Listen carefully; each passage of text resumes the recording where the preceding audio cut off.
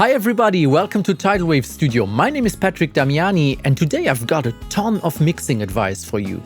I'm going to walk you through a complete mix of an acoustic song showing every little detail, and I will also review mixes that you, the viewer, sent me in of that exact same song. There is really a lot of information in this video and it turned out much longer than I expected, but I would really encourage you to watch it completely. Maybe not in one go, but I will put in chapters so that you can navigate from section to section. Let's dive in.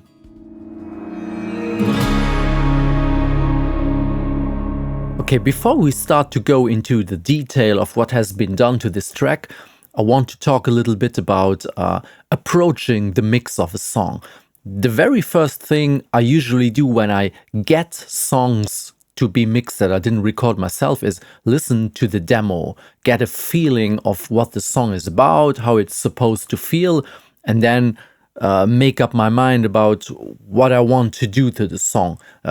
Effect-wise, what kind of sound stage I want to choose, if I want it to be like in your face or very roomy or dry or wet or wide or narrow or whatever, just to get a kind of feeling for, the atmosphere of the song. For this song, this is basically like a singer-songwriter song. I want it to be very focused on the singer, obviously, and his main guitar. So those are going to stick in the center, and then I'm going to build everything around this. And I want to keep this song like a little bit like the late Johnny Cash songs. I want it to have a very dry atmosphere, very close, intimate, not so roomy, not verby, not far away, but really like close and in your face, just as if it would happen in a small room like this, being close together in the same space and having someone with his guitar singing in front of you. This is the aesthetics that I'm after. So this is my starting point. And from there, I try to go and take all the decisions that I would like to take. How I start a mix is usually like the top-down method. So which means that before I start digging into individual tracks, I usually, or 99% of the time, I start with the Mixbuss. Most of the time I use the same structure on the Mixbuss, which will maybe surprise you because there's quite a lot going on the Mixbuss. But why am I doing this? Why am I not just using nothing on the Mixbuss or just a limiter? Well, the thing is, the more of what I really want to do anyway to the music, the more I do already on the Mixbuss, the less I have to do on the individual tracks. So this is a huge advantage because I'm already started with a somewhat polished or enhanced or shaped version of my song from the get-go without even having to worry about EQing individual signals. Everything is already benefiting from whatever I have put on the Mixbuss. And funny enough, most of the time I don't change too much to the Mixbuss, whether I'm mixing a metal song or an acoustic song like this one or something completely different. Not always, but very, very often I really start with the exact same chain that I've built over the years, and I've had very good success for myself with it because I really feel comfortable starting with this and then working into that chain. I'm going to walk you through the individual elements used in this song in a second, but I just want to add that having like a nice processing on the Mixbuss, for me, you may see this differently, but for me, this really has some huge benefits. Besides the initial shaping of the song, you also get loudness very, very easily. I'm going to show you later what happens if I remove all that stuff and just go into a limiter and try to achieve the same loudness that I'm getting with the chain that I have. It's just not working. So, and if I'm working into that chain, I'm basically reacting to the compressor sitting on that bus. I'm reacting to the limiters. If I use clippers, I didn't use in this song, but if I'm mixing a metal song and I want to really get a very dense and tight and loud mix, then I'm also use a clipper, and I can work into that chain. So I'm really reacting to what's happening. So what is not going to happen is, for example, that I made like a really nice drum sound. It's very punchy and the snare is there and fat and big. And then I start boosting that mix and try to get loudness. And then suddenly I'm losing elements. I'm losing the snare to the limiter. I'm losing the punch of the drums to the limiter. That's not going to happen the way I'm doing this, because whatever I'm going to decide on the individual track level is going to be heard immediately. I'm going to hear what's going to happen on the master bus, and I'm not going to have like a surprise when I'm trying to squeeze it loud at the end. Now I'm going to walk you through the chain that I'm using and try to explain why I'm using what I'm using. Okay, so here is my master bus. So all the signals are going into this master track here. The first thing I have in my chain is an EQ that most of the time is not doing a lot. I generally, or most of the time, use like a very gentle cut off in the low frequency. So this is set to like 18 hertz, just to, get rid of some very, very low frequencies that no speaker is going to reproduce anyway, and is just eating up some energy that may prevent me from getting a loud mix. Sometimes I go higher with this, sometimes I roll off a little bit more, like this here, for example. I removed a little bit of 41 hertz for a reason. Maybe the combination of bass and bass drum was a little bit too heavy, but this is like 0.67 dB of reduction. So next to nothing being EQ'd right here at the moment. The next thing I have is my analog chain. I always mix every song into my, let's say, analog mastering chain, if you want. It's not doing a lot, this chain, but it's adding quite a bit of color because of what I'm using in the chain. So I'm going to walk you through what I'm using here. The first piece of gear that I'm going into is a pair of germanium compressors. They are especially in this song, the needles are maybe moving like 1 dB, 0.5 dB of gain reduction, so not really a lot. And it's even set to like 50% wet-dry mix, so it's even only half of the compression. But these Chandler germanium pieces of gear, they have a sound to them. They add like harmonics. They sound very rich and fatten up the sound right away. I know that there is a plugin emulation of that compressor. I haven't tried it yet, but I will have to A/B them and see if the plugin also does this adding of weight to the mix. But I really love those those pieces of gear because of what they do. Just even if they don't have any compression going, it's just the signal running through, it's getting beefed up somewhat. I guess it's some harmonics that are being produced and just give some density to the signal, which I really like. But compression wise, this is set to, it's not here, it's 4:1, but it's like dialed from 1 to 10, so it's a little compression to a lot of compression, and this is basically set to somewhat a little compression, and it's not really doing a lot of compression at all, but adding this sonic identity. The second piece I'm going in is again from Chandler germanium.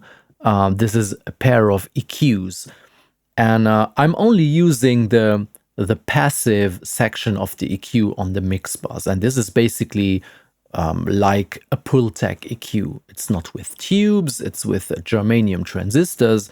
What I have is like a gentle roll off at 30 hertz, again, just to clean up a little bit of excess low end. And what I generally like to do is add a little bell boost around 110 hertz. This gives me some meat and thickness in the fundamental of a lot of instruments, like the voice, like guitars. Yeah, and this is just thickening up a little bit this fundamental range. The third piece I have in my analog rack here is an API 2500. It's a very well-known compressor. And again, this one is not doing a lot. I've set it to a very, very gentle setting. So it's like 1 to 1.5 ratio of compression, which is really not a lot. It's set to a very slow, to the slowest attack. So it's not catching any peaks or anything. It's just doing some very, very, very gentle leveling. The needle also here is moving not even 1 dB, so it's not doing a big amount of compression. It's very, very, very subtle, but also this box is adding some color. And that's mainly what I'm doing with this. So that's a lot of stuff just for color, but it's doing something, and I like it. And since I have it on the Mixbuss and not on the individual tracks, all the tracks are benefiting from this nice analog color. Okay, the next piece I have in my Mixbuss chain is something very interesting.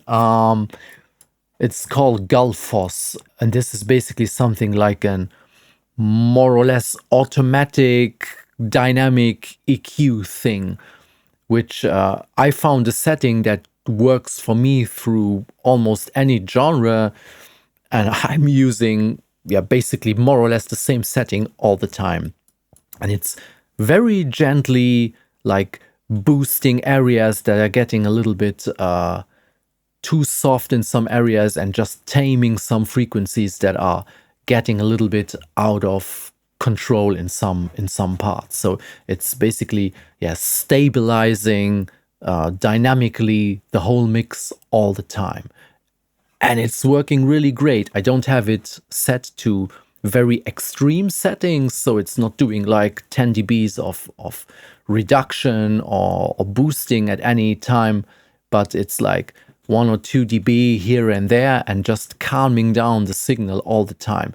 It's also, basically a little bit like compression again, because if some frequencies are poking out a little bit, this device is calming it down a little bit. So maybe as if you would use Soothe to calm down some areas, but also it's also boosting areas that are getting a little bit too soft in some parts. If I'm losing brilliance in one part, this is adding a little bit just to keep like a little bit more consistent frequency response over the song, over the whole time that I'm mixing.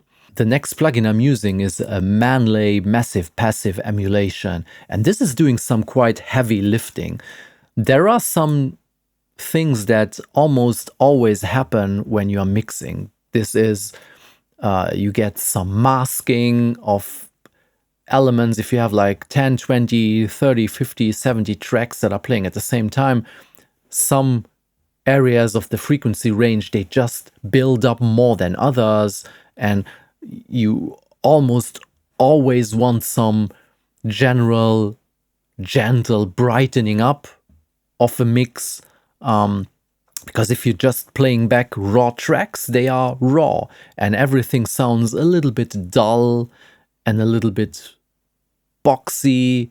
Not one signal, but adding up a ton of instruments and voices and stuff on top of each other, they just start getting a little boxy character, or like a little bit muffled, because the lows, for example, and the low mids, they tend to build up a little bit more, and you just get a feeling of a little bit swampy general sonic character. And I really like to have like an EQ on the Mixbuss that is putting me in some clarity right away. So what I'm doing here is, one thing is, I have like a very, very gentle shelf EQ that starts around, the frequency here is 680 hertz, but it's such a gentle curve that it's basically the same as if I would say, okay, I remove a little bit of low mids and everything else gets boosted a tiny little bit, because I also have a boost around 150 hertz.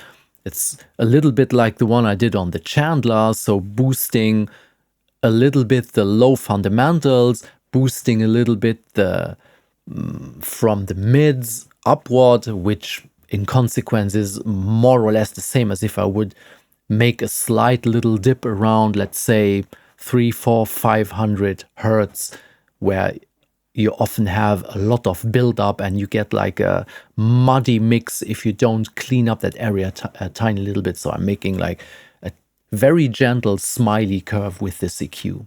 And then the next I have in my chain is an emulation of a Shadow Hill mastering compressor.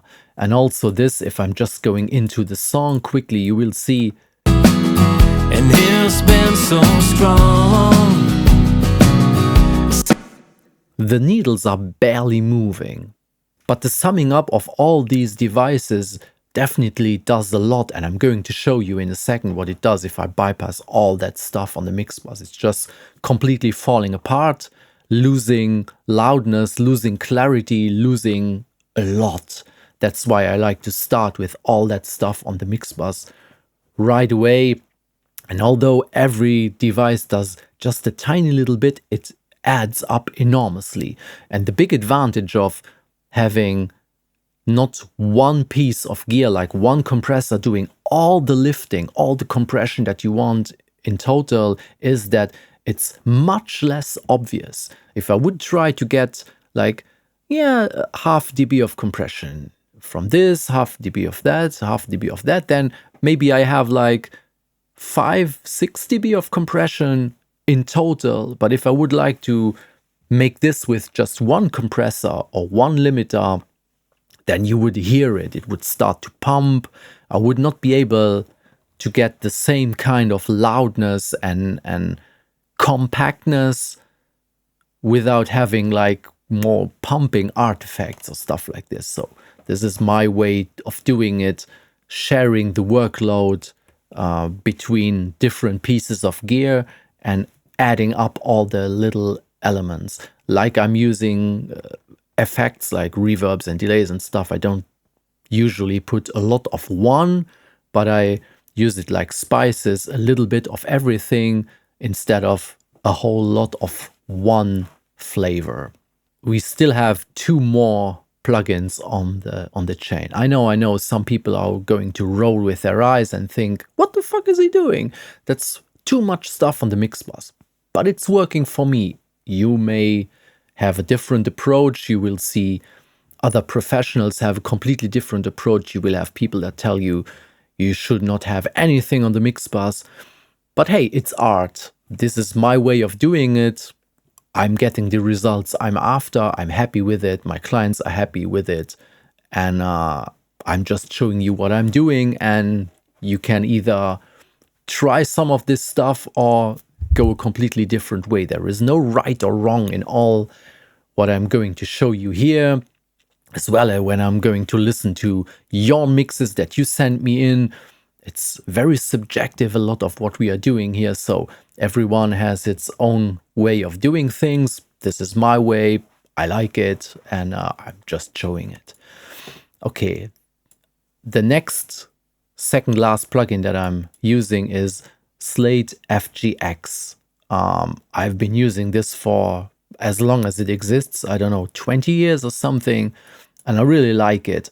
you have like a compressor. I think this is basically some kind of SSL type compression. And again, if I hit in play, and it's been so strong, that's not even a third of a dB of gain reduction. But again, it's adding up to all the other compressors. And this section down here, I think it's a kind of limiter clipper thing. I'm not pushing very hard with this one because we still have one plugin to go that is going to give us some more loudness.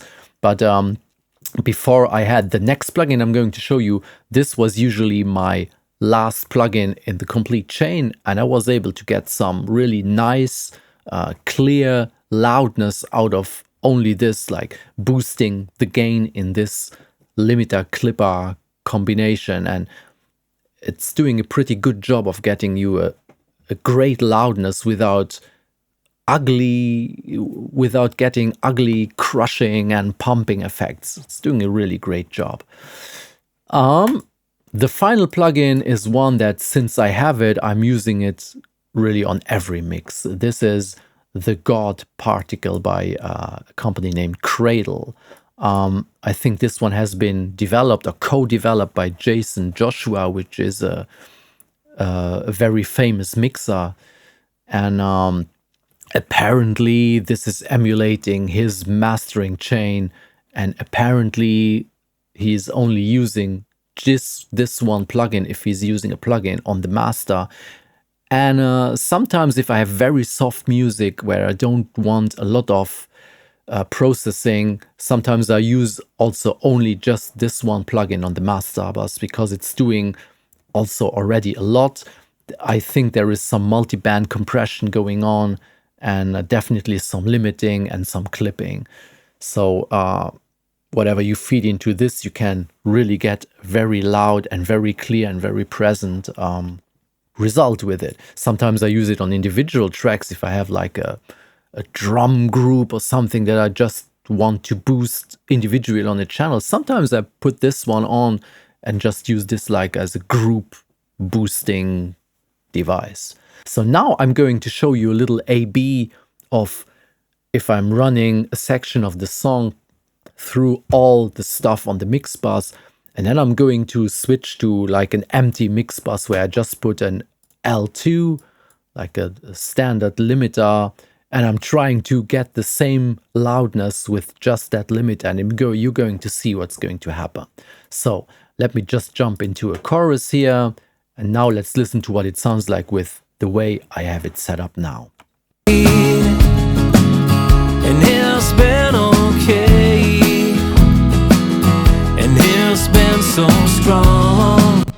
Okay, now I'm deactivating this bus and I'm just going into an empty mix bus with just an L2.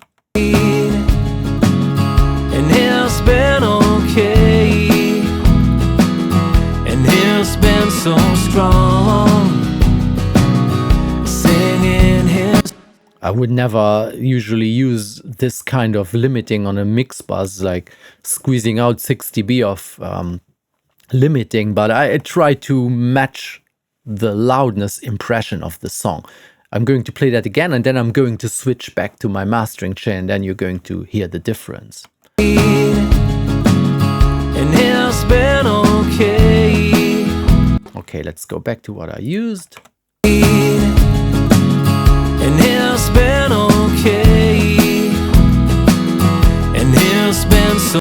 And if you have a look at the meters here, there is still some dynamics going on. I'm not basically hitting 0 dB all the time. There is still some movement, but it's loud and it's very present, the whole mix. And it's been okay. And if I would go back to the L2 version. And it's been okay, and it's been so strong. It's still all over the place. The dynamics are not really controlled. It's somewhat loud, yes, but you can really hear the limiter going in, and it's still sounding a little bit boxy and everything. So this is why I use so much stuff on the Mixbuss, because it's cleaning up and clearing up a lot already, and I don't need to do all the stuff then on the individual tracks. Okay, this was now a lot of talking and showing for just one track, but to me this is really like a very, very important step in my personal way of mixing a song. Okay, now let's dive into the individual tracks. With this kind of music now, as I mentioned earlier, for me a big focus is on the main guitar and the main voice. So I'm not going to start with the drums now like I would maybe do in a metal song, but I'm going to start with the acoustic guitar, the main acoustic guitar that we recorded as very first instrument during the recording session. Let's listen to what it sounds like and what I did to it.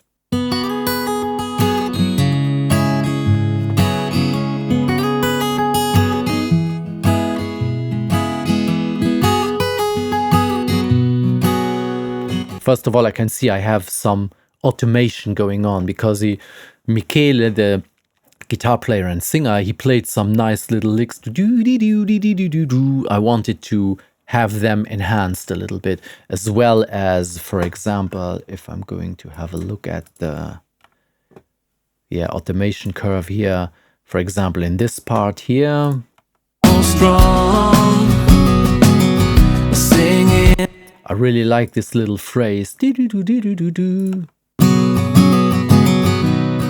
It's like a little fill in between the vocal lines, so I boosted this a little bit with a simple volume automation. Except from this, there is not a lot going on. I used Soothe, one of my favorite mixing tools, which is a kind of multi-band dynamic EQ thing. So you basically, this looks like I have a boost around 200 hertz, but it's not actually a boost. This is more like shaping the, let's call it, sidechain path of that plugin. So I'm telling the plugin where I would like it to work most. So I'm wanted to put a lot of focus around the 200 hertz area, because this is like the low part of the guitar, the low frequency range of the guitar, and I wanted to control that a little bit. So I'm going to show you what that's looking like, and obviously what it's sounding like.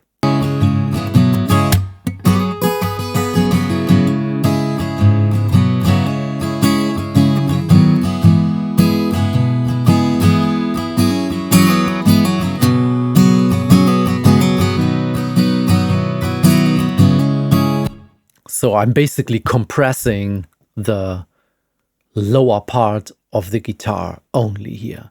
I wanted to have less boominess. It's building up a little bit of boominess.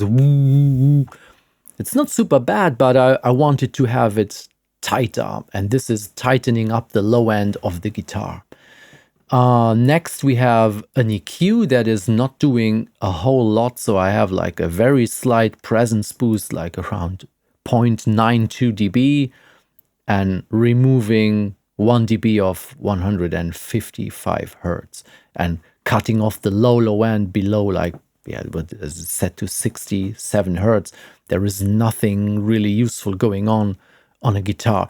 If the guitar was alone, standalone without drums and bass, I may not have cut the lows at all, because there is still something going on down there. So that when you strum the guitar, the guitar is physically resonating or vibrating, and there is also some information in the very lows, although let's say the low E of a guitar has its fundamental at 80 hertz, you would say, yeah, but then I can cut off everything below 80 hertz. You could, but there is still some subharmonic information in the very lows that may be useful if you have it standalone. If it's in a denser context, like in this song, I usually tend to clean up the lows where they are not producing anything beneficial to the complete mix, because I want to leave that space alone for the bass drum, for everything that needs that space. So by cleaning up all The other tracks there, you leave more headroom for the instruments that really need that space. Same goes for the highs. For example, if I'm recording or mixing electric guitars, they also have a lot of fizz in the very highs, like 10K, 15K, but there is nothing really useful there, especially if you have cymbals going on. I would like to cut this stuff off to leave that headroom in the highs for the cymbals, because they need that space more than the guitar does. So it's always like trying to make everything intersect and work well together. That's why I'm cleaning up where something is not really needed. But except for this is very, very gently EQing. It didn't use any EQ during the recording, was a microphone, and that's it. And then we have a limiter, but I think it's not limiting at all.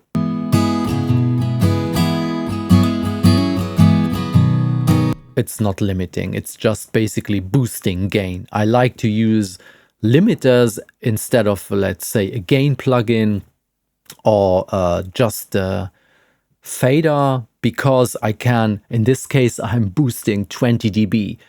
You may ask, why are you boosting 20 dB? Why did you record so quietly? Well, I record always with a ton of headroom because I don't want any clipping or distortion going on during the recording if I want a clean signal.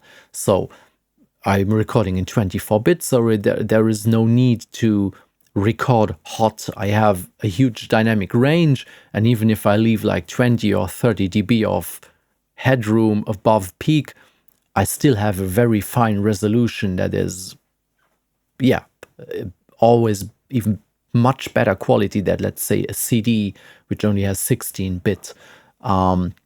So there is no need to record hot, and I can still boost the gain in the mix later without any problem.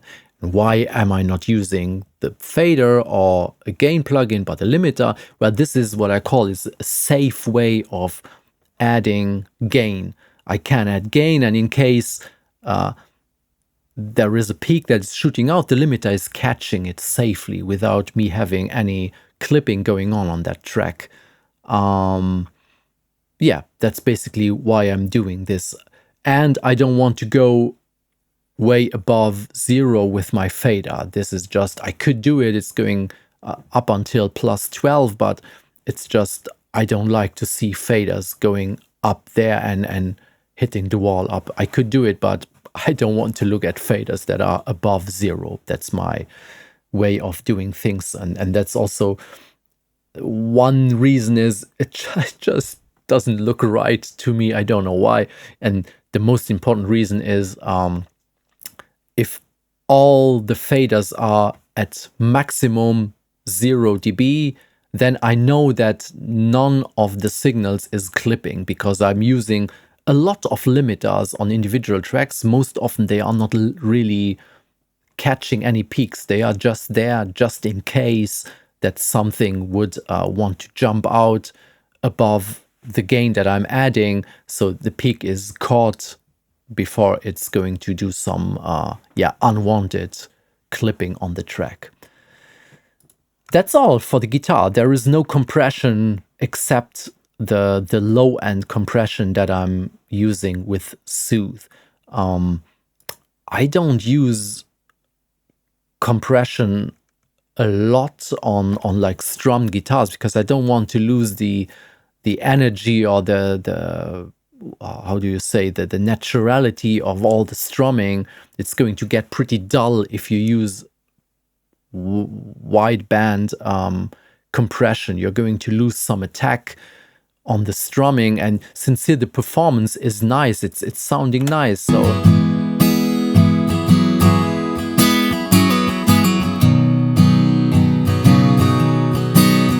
there is still a lot of natural energy, a lot of natural dynamic, and it's playing a little bit harder. You can feel it's getting a little bit brighter. I don't want to suck out the life of this guitar. I just wanted it to control a little bit. Yeah, that's why that is all we have on the guitar. And effect-wise, as I mentioned, I don't want this song to be verby. I want it to be dry, but I don't leave all the signals completely dry. I use at least a little bit of room. So what I used here is one device that I'm using all the time. If you can see it, my Bricasti M7 reverb, and I have almost always set it to Studio A, which is emulating like a mid-sized studio room. And I like to add this to just add a little bit of ambience around the signal. I'm going to show you what it sounds like with and without.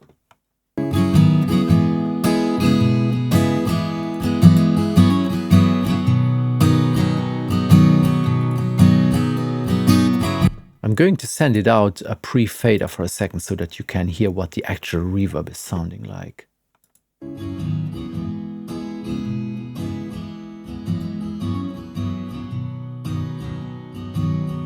So this was now the reverb only, so it's very natural sounding. I just want to add some atmosphere for some room information around the guitar. That's all. That's all we have. Now let's have a look at the main vocal. Let's listen to it first, the way it's sitting here. I played together with the guitar. This is the story about a man. This is the story that has to be told. No one has ever seen his face.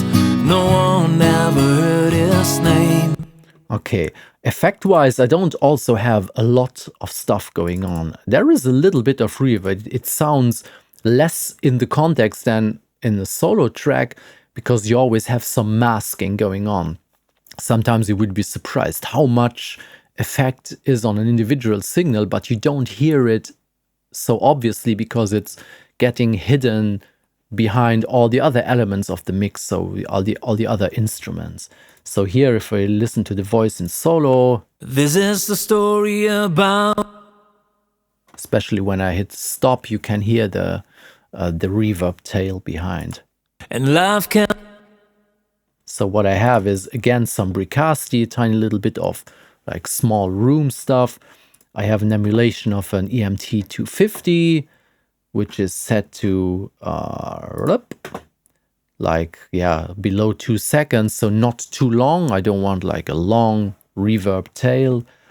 Then I have some 8th delay, a tiny little bit.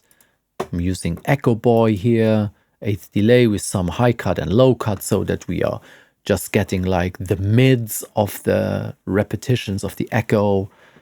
And some widen. I have the plugin called Doubler.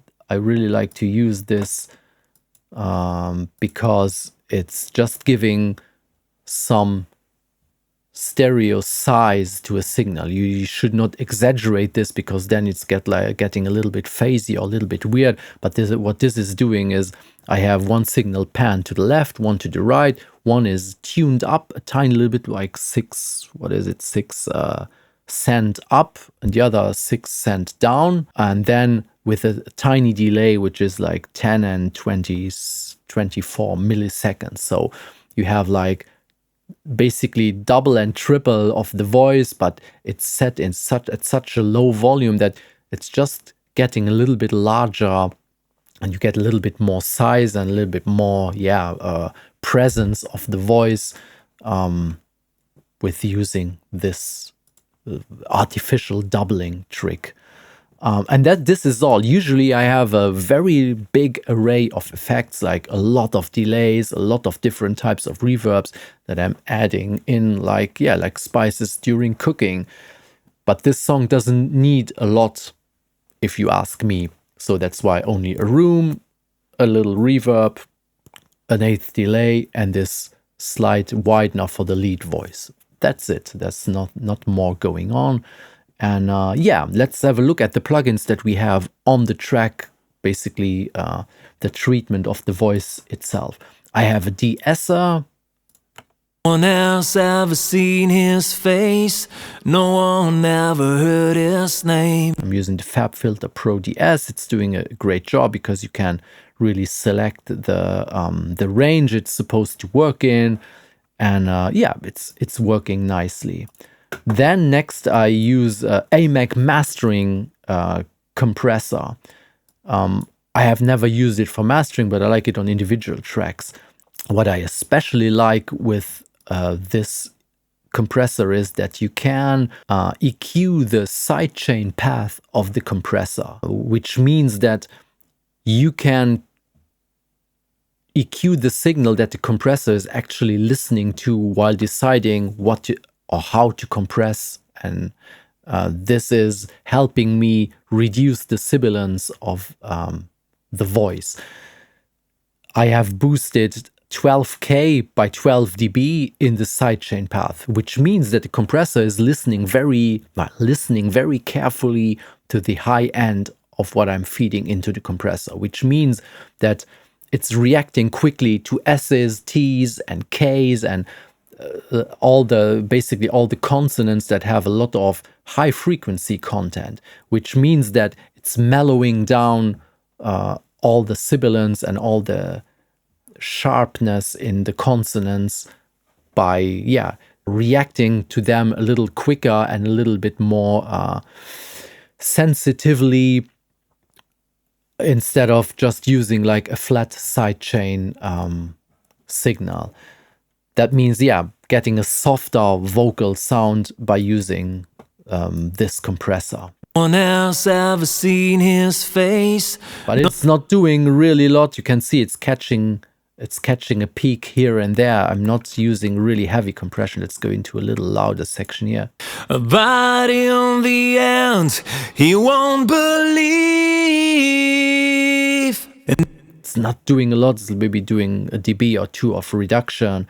But this trick of boosting the highs in the sidechain path of compressor is really great, because if you don't do this, and if your compressor is a little bit too slow maybe, then the S's and the T's, they slip through the compressor, and the compressor is reacting more to the vowels and to the body of the voice, and artificially boosting a little bit all the high end. And if you are struggling with sibilance, and I'm often struggling with sibilance because many singers just give too much air into their consonants, so it's always sharp and abrasive on the highs. And if you don't control all that sibilance a little bit, then it's just going to be harsh on the ear. And this is one way, besides de-essing or automating down the S's, of just controlling the high end in the voice a little bit more. Then we have a good old R compressor by Waves. I like it. It's very simple. I never really change attack and release. I like the setting that it has when you just open up the plugin. I usually go down a little bit with the ratio. This is like 2.6 to 1 ratio, so a little bit more gentle. Let's see what it's doing. I don't wanna fade away, not tomorrow and not today. This compressor doesn't add a lot of harmonics, unlike 1176 or Fairchild or something like this. It's pretty clean. It's very neutral sounding, and it's not obvious compression pumping going on. That's why I like this if I'm after a pretty natural sounding voice, like in this singer-songwriter context.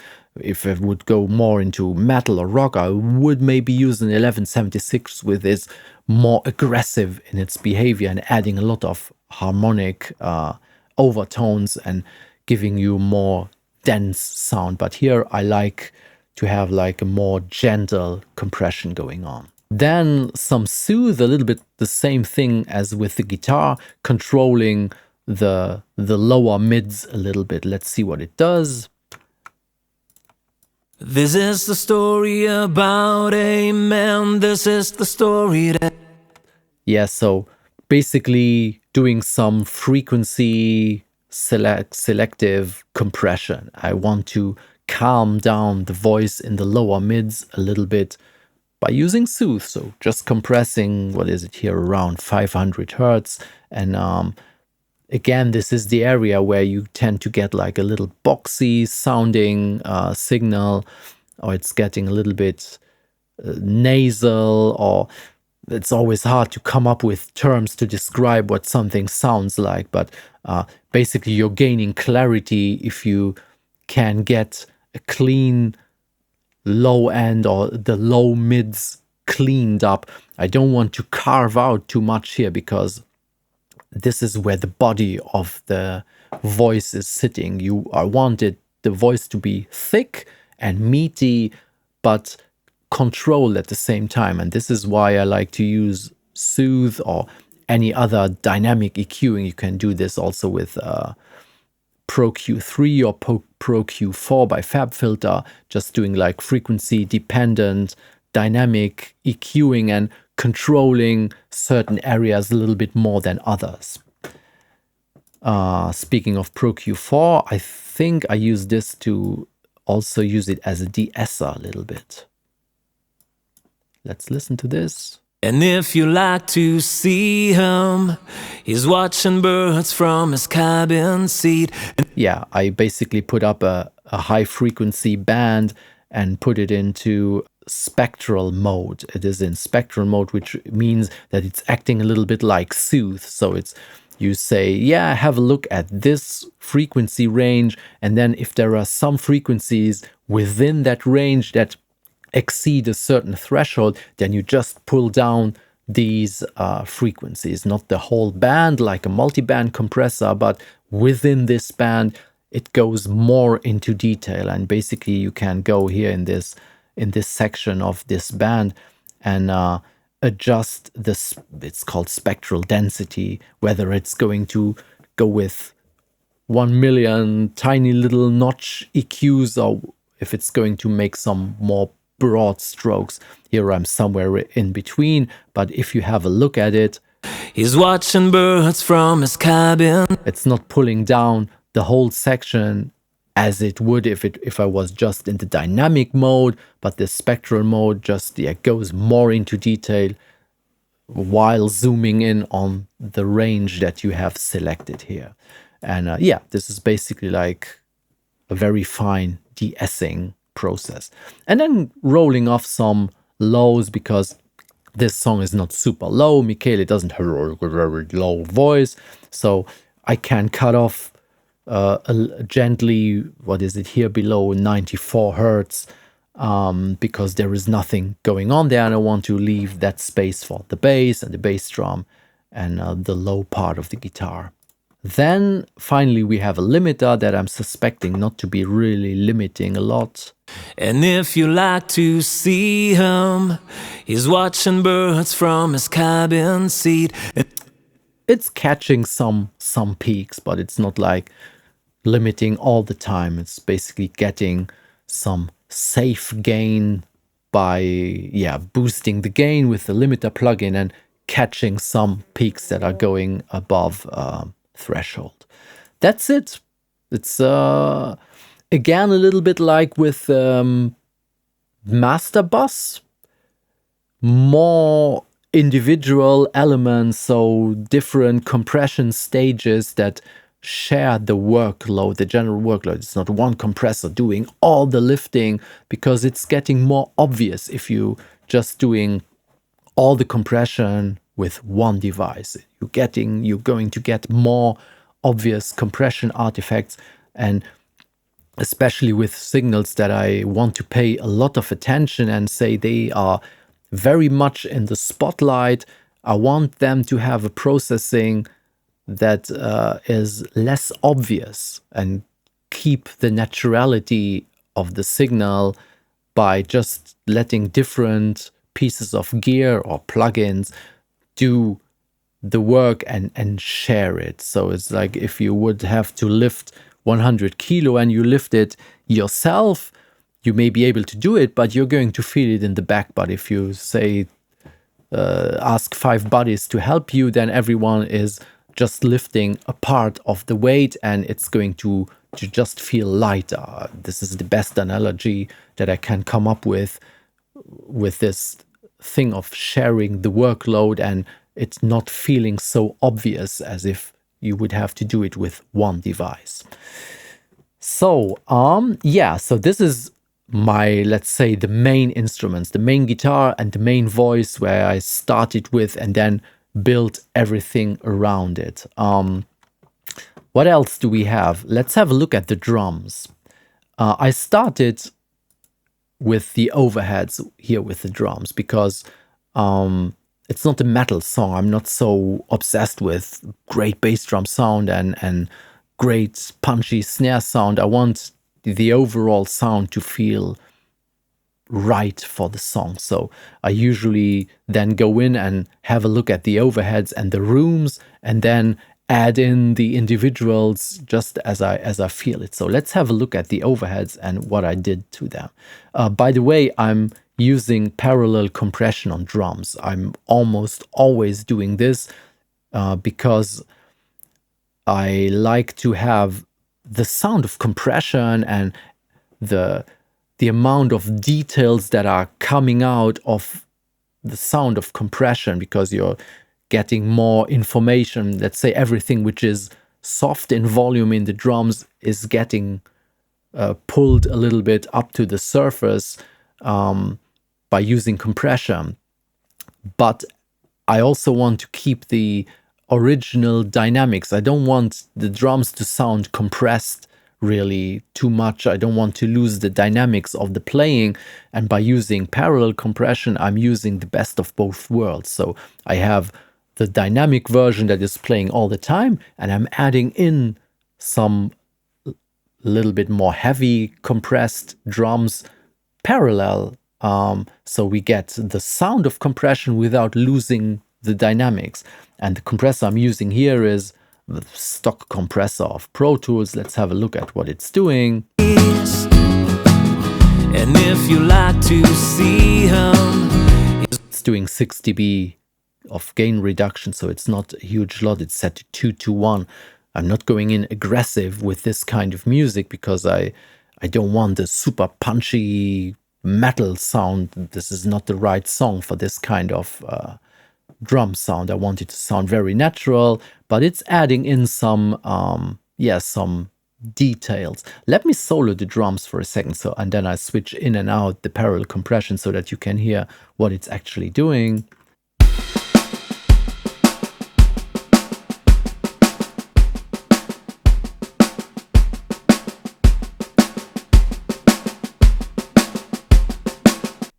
The biggest impact of the parallel compression is that you have the feeling that all the room information is getting more attention. You can hear the fine details of the room and a little bit of the high-end stuff that's going on. It's just coming more to the foreground, and especially within the context of the mix where the density is building up, you just get back some of this detail information that would be buried a little bit in all the other instruments if you would not use any compression at all. But I tend not to use a lot or not any compression at all on a lot of the individual microphones. I'm even in metal songs, sometimes I'm using hardly any compression on individual microphones, but more I'm doing all the compression sound thing with the parallel compression on the drum bus instead of in the individual tracks. And I think I did a lot of this also in this song. Almost no compression on individual tracks. So let's have a look at the overheads. What did I do here? I see that I have a time adjuster, so a very slight delay on the drum overheads. And I did this, I think, to pull the signal a little bit more to the center, because if we are looking now at the waveform of the overheads, the right microphone is coming a little bit earlier than the left. So this is basically probably the right microphone. I was a little bit closer to the drums than the other one. I positioned the microphone so that I would catch the cymbals the way I wanted them. But I want the snare and the bass drum to be in the center, and I'm just basically counteracting a little bit to the runtime difference between the two microphones. This is very slight. This is like a 12 sample difference between the two, but it's shifting the signal a little bit more to back to the center. This is something that you can do if you see that the snare is coming too far from one side. Sometimes it's the loudness, but sometimes it's the runtime. So the snare took longer to one microphone and giving you the impression that it's coming more from one side. If you have a recording like this, sometimes working with delay and aligning them time-wise can shift certain elements back into the center more. And this is basically what I did here. Very, very subtle, but yeah, I felt I wanted to do this. And then all we have is some EQing. What did I do here? I pulled down the lows on the sides. Let's solo that for a second. I bypassed this EQ and let's see what it sounds like. I bypassed the room also, the artificial room for a second.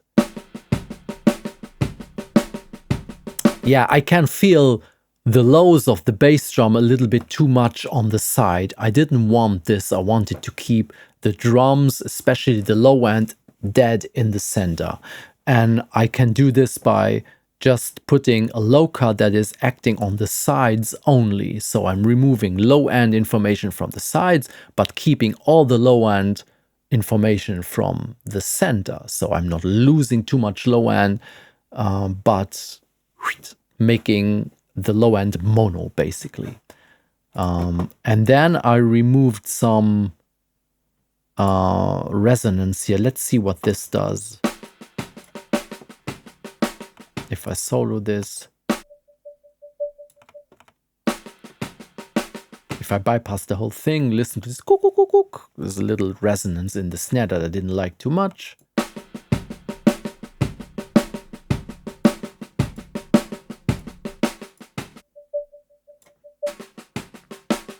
Yeah, so cutting off some lows because I have enough lows on the individual bass drum microphone and individual snare microphone and on the rooms, and I didn't want the overheads to cloud the sound too much. It's getting a little bit muddy if all the microphones are playing full range. Sometimes it's working nicely. In this case, I felt like cleaning up the overheads a little bit helped, yeah, keeping a clearer image of the drums. This is all that I did to the overheads. Let's have a look at the rooms. Well, I added some reverb to the overheads. I didn't use reverb on the individual tracks, but on the overheads and on the rooms. I tend not to put reverb on the individual snare microphone, for example, because it sounds a little bit more artificial than if you put it on the overheads or just enlarging the room track that you have. It sounds more natural than putting it on an individual microphone. That's why I put some drum room. What did I use? Valhalla with a pretty short decay, like 0.9 seconds. And I think I pre-EQ'd a little bit. I didn't want the low lows to go into the reverb and muddy up the low end of the drums. So I often do this, like cutting the signal going into the reverb so that the reverb is not artificially boosting or prolonging certain frequency areas. In this case, I didn't want it to make the low end too long. That's why I'm cutting low end going into the reverb. I think I also used some, no, I didn't use low cut, but a high cut on the reverb return, basically. I think this is a stock setting. It's not putting out too much above 8K so that you don't get such a splashy reverb.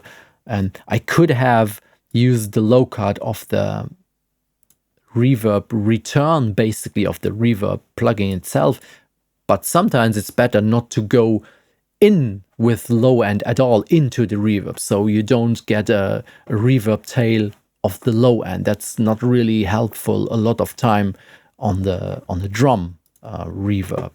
So this is basically all that has been done to the overheads, and now let's have a look at the rooms. I'm cutting the reverb on the room as well. Let's listen to it without any processing.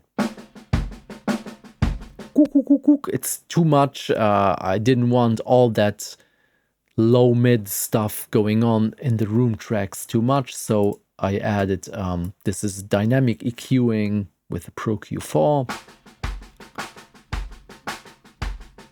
So this is basically pulling down this cook, cook, cook of the snare in a dynamic way. So it's not static EQ, but just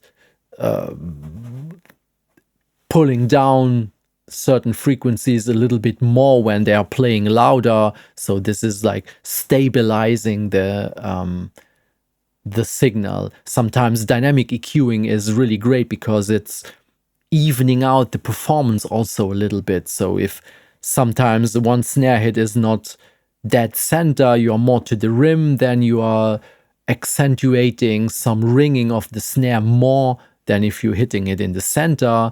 And if you have stuff like this, using dynamic process like dynamic EQing is evening out this performance errors or random ringing of a snare a little bit, instead of if you just pull it out statically completely, then you may lose some ringing that you would like to keep.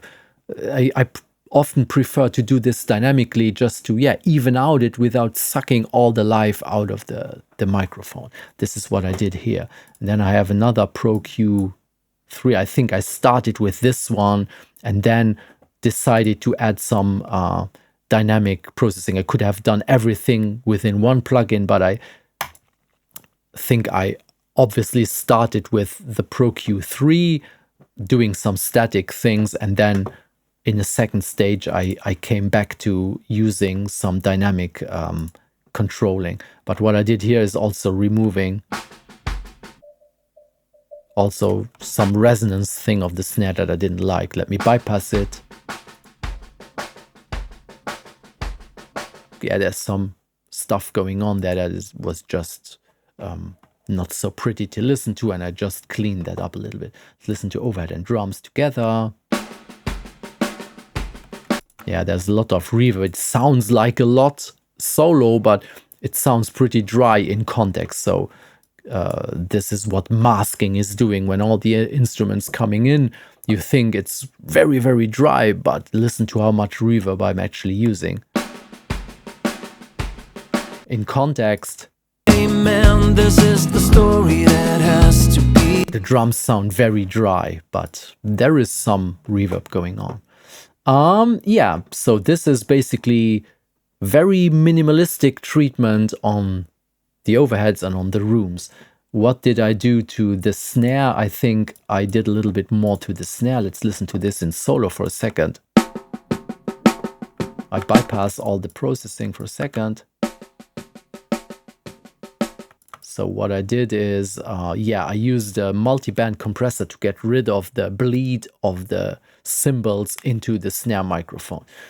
It's not playing any hi-hat. It's basically playing two hands on the snare, so there is not a lot of hi-hat bleed because there is basically no hi-hat. I think he played it with the foot, but that's not bleeding a lot into the snare microphone. But if I'm going to the start of a section where a cymbal is playing,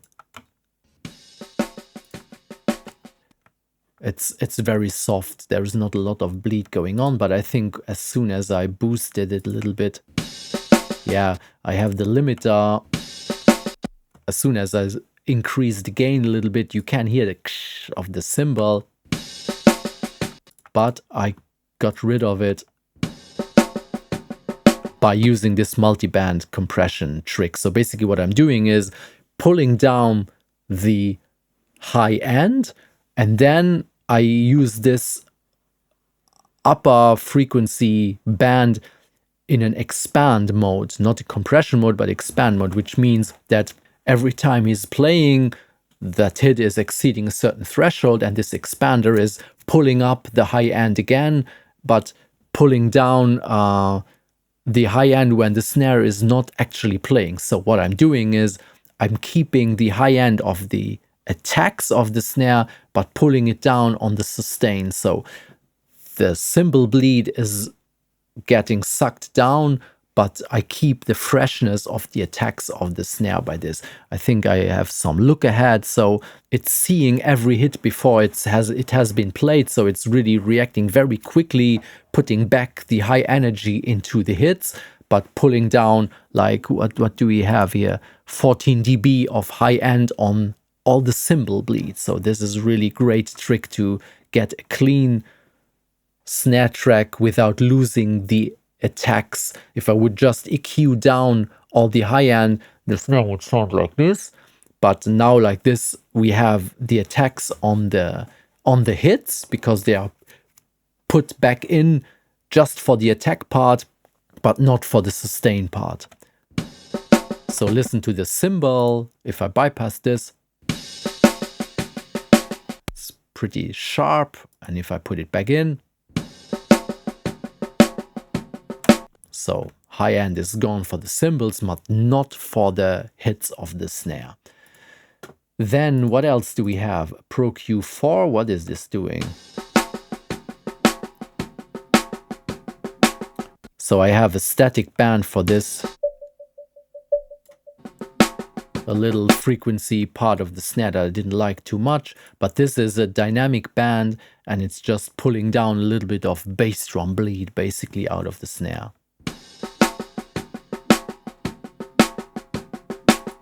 You can see that it's reacting more to the bass drum hits, so just removing some bass drum bleed into the snare microphone without using a gate. I didn't want to use an actual gate on the snare, especially if it's playing those rolls. And then another EQ, and this is basically just a static shaping EQ. Boosting the fundamental a little bit around 200 Hertz and making it a little bit more mellow. I probably felt it was getting too bright because I'm using quite a bit of microphone from below the snare at the snare wires. I like the high end more of this because this is giving us, if I add in the snare bottom microphone, we're getting all all these ghost notes in between very clearly, and it was just too much high-end information in combination, so I removed a little bit of the snare top high end because we had enough from the snare bottom. And on the snare bottom I didn't do a lot. I also removed this around 550 Hertz. What is this? Just some weird resonance in the snare that I didn't like. I removed it on, I think also, yeah, it's the same frequency on the overheads, on the rooms, and on all the snare tracks. That was just bothering me, so I removed it on every individual track. I may have done this on the drum bus, but yeah, it's just when you're moving along in the mix, you start with one, and then it's just like a linear process. So you have to start somewhere, and had I known that I would have had to remove this one frequency in almost all the tracks, I may have done it on the drum bus, but I didn't know at that point, so I was just moving along and pulled it down out of individual tracks. So there is not more going on the snare bottom microphone. There is no EQ, and the limiter here is just adding gain. So the snares and the overheads and rooms sound like this.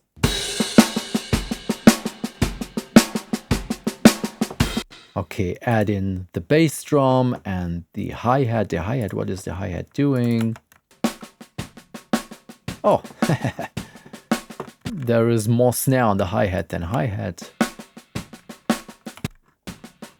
There is no hi-hat. I think it didn't play any hi-hat. No, but I didn't know it when I was setting up the drums. I didn't know that he was not going to play hi-hat because we recorded a couple more songs. So this is one song out of a session of 5 songs that we did. And in this song, he didn't play any hi-hat. So I put the hi-hat track right in the center because there is some kit sound going on. If you listen to the hi-hat track only, it's almost like a little room microphone if you want. I can hear the snare, I can hear the bass drum, I can hear the cymbals, and I just left it in there and put it in the center so that it would not pull me the snare out of the stereo image. Maybe another track, I haven't mixed them yet, where he's playing the hi-hat, I would maybe pan it out a little bit out of the center and put it down in volume, because then the hi-hat would be pretty loud. And I would probably, yeah, pan it out a little bit, put it softer in volume, or maybe not, I don't know. But in this case, it's basically another drum microphone where it's picking up a little bit of everything. I'm just putting it into the center, and it's working nicely. There is no processing at all. I had an EQ on, but I didn't do anything. So it's just on there. So let's listen to the complete drums.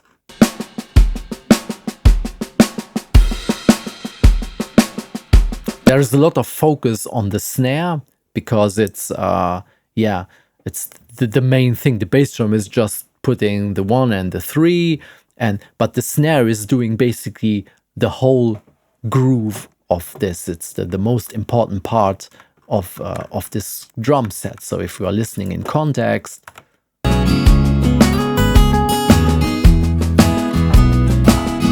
sure, the bass drum is adding some weight, but the snare is the main element, since there is no hi-hat and nothing going. I think you're playing some ride in the end part here. Blind, but I want to see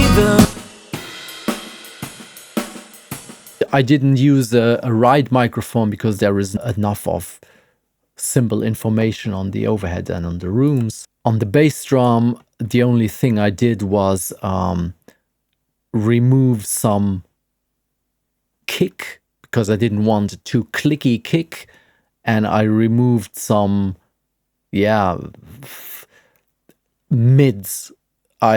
The bass drum, I wanted the weight, mostly the weight of the bass drum. So the low end, I could have just boosted the low end also instead, somewhat would have been the same. But again, this is like a serial process.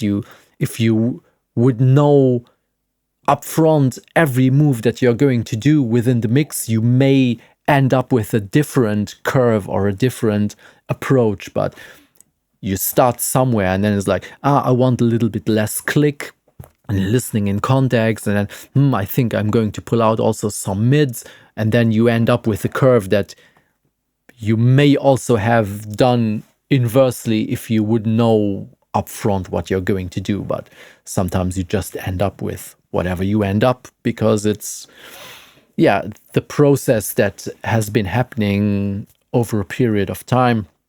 Maybe I would have just boosted the low end, I don't know. But this is what has been done to the bass drum.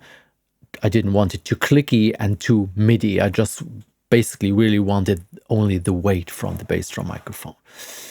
Okay, so this is it for the drums. Nothing really spectacular going on. Oh, the toms. Oh, I forgot the toms.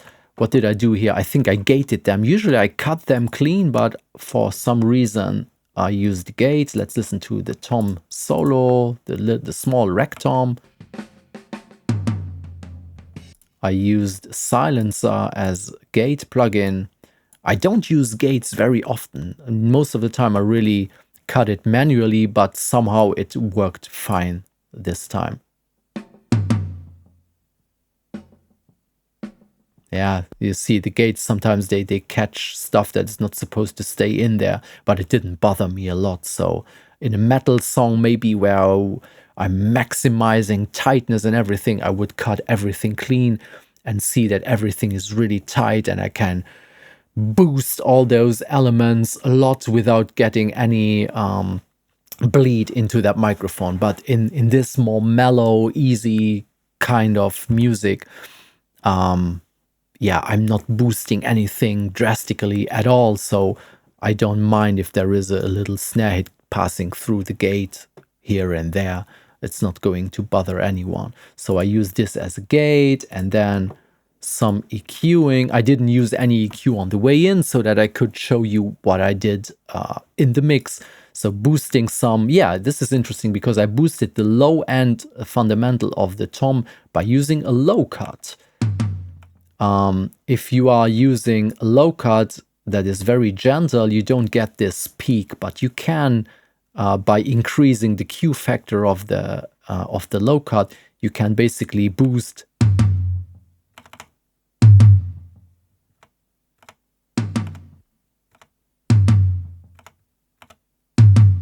I can use the low cut to boost that fundamental frequency while also at the same time cleaning the low lows.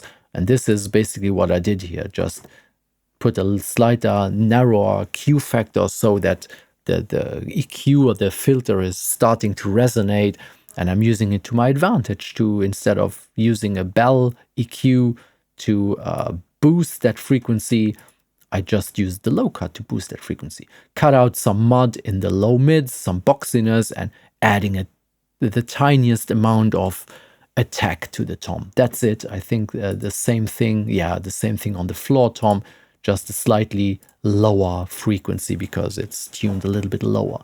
And that's it. Pan the left tom to the left and the right tom to the right. I usually record and mix drums audience perspective, so the hi-hat is to the right, the floor tom is to the left, and that's the way I also pan the elements within the drum kit. That was the drums. Not a huge amount of excessive processing going on here. So now we have the acoustic guitar, the voice, the lead voice, and the drums. Now let's have a look at the bass. The bass has been played directly into a preamp. I didn't use an amp, so just the I signal. And I once set up like a little bass recording chain because I only own one bass and I'm always playing everything with the same bass, and I set up myself a little, let's call it channel strip, that I always use to record my bass. And it's very basic. I use a channel strip from AMAC 1999. There is a lot of stuff engaged, but it's for example, the compressor is engaged, but if I'm looking at what it's doing, it's actually not compressing at all. If I would play louder or more aggressively, then the compressor would kick in, but it doesn't. But what I use here is boosting two frequency areas. First of all, the little bit of fundamental around 60 hertz. I have like a 3 dB boost.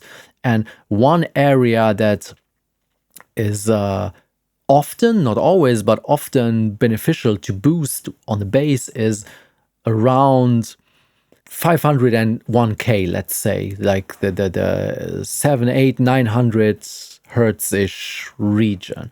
What that does is it helps the bass cut through, especially on small speakers, because that's just a range where the bass gets some presence across all playback systems.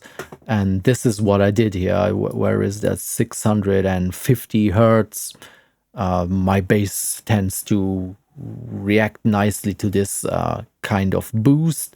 So it's boosting this presence region of the bass.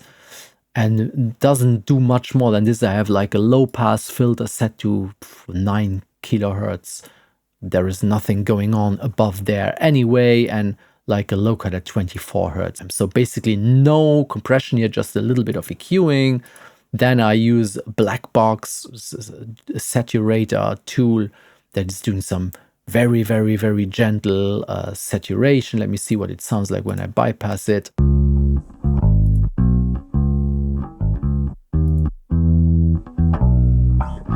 Adding a little bit of density and loudness. It's just very subtle. It's emulating tube saturation. Very subtle, but it's adding some meat to the signal. Then EQ. Again, I boosted this 800 something area that is just giving you, I soloed that band for a second. It's just helping cutting the bass through in a dense mix, and especially you will hear your bass nicely even on a small speaker. Like if you play it back on a phone or something, you will still be able to hear the bass nicely. I cut out some let's call it first harmonic of the bass. I wanted to have like a solid low end, but sometimes it's getting a little bit muddy if you leave like the first the first harmonics of the bass in. I often tend to cut out a little bit in that area. Also on the bass drum, for example, if the bass drum has its fundamental around, let's say 60 hertz, sometimes or pretty often I tend to carve out like the 120, 150 hertz area a little bit, just to give it a more, let it find a good word for sound is always difficult, like a more substantial feeling to it. You have more oomph and less of the little bit more boxy low mid stuff. So it's a gentle smiley curve to have it solid in the low end, present in the highs, but remove the swampiness a little bit out of the signal. This is what I did to the bass here, and then the limiter probably is not limiting at all. No, it's just adding like 3 dB of gain that I could have done by just putting the fader back up. So it's looking ridiculous because I pulled the fader down 2 dB and adding 3 dB with the limiter. I could just have used the fader, but again, it's like this serial processing. You start somewhere and then I think, I'm boosting a little bit the gain with the limiter, just to find out later in the mix that I want to pull down the bass a little bit. I could have reduced it here with the limiter, but I did it with the fader. So it's not doing any harm. It's just the way stuff evolves during the mix. But I'm not obsessed with stuff like this, like, oh, I did it here just to counteract it a little bit later. At the moment I put this limiter and I did this boost, it was all right for me. And at a later stage, I found I want to remove it a little bit, and then I just used the fader. So what? Nothing bad happened due to this, but it's just an explanation of why. Why did he boost here and put it down there? Well, it's just chronologically, it just happened that way. That's everything there is to know about it. So the bass, nothing spectacular happening. A little boost here, a little cleanup. No compression. I try to always play as consistently as possible. So if you look at this here, the notes, there are a couple notes that are a little bit louder, but generally I try to play with my built-in compressor, which is my right hand. Just play consistently and you don't need a ton of compression. That's it. I have some licks played on a guitar, like tiny little fill-ins.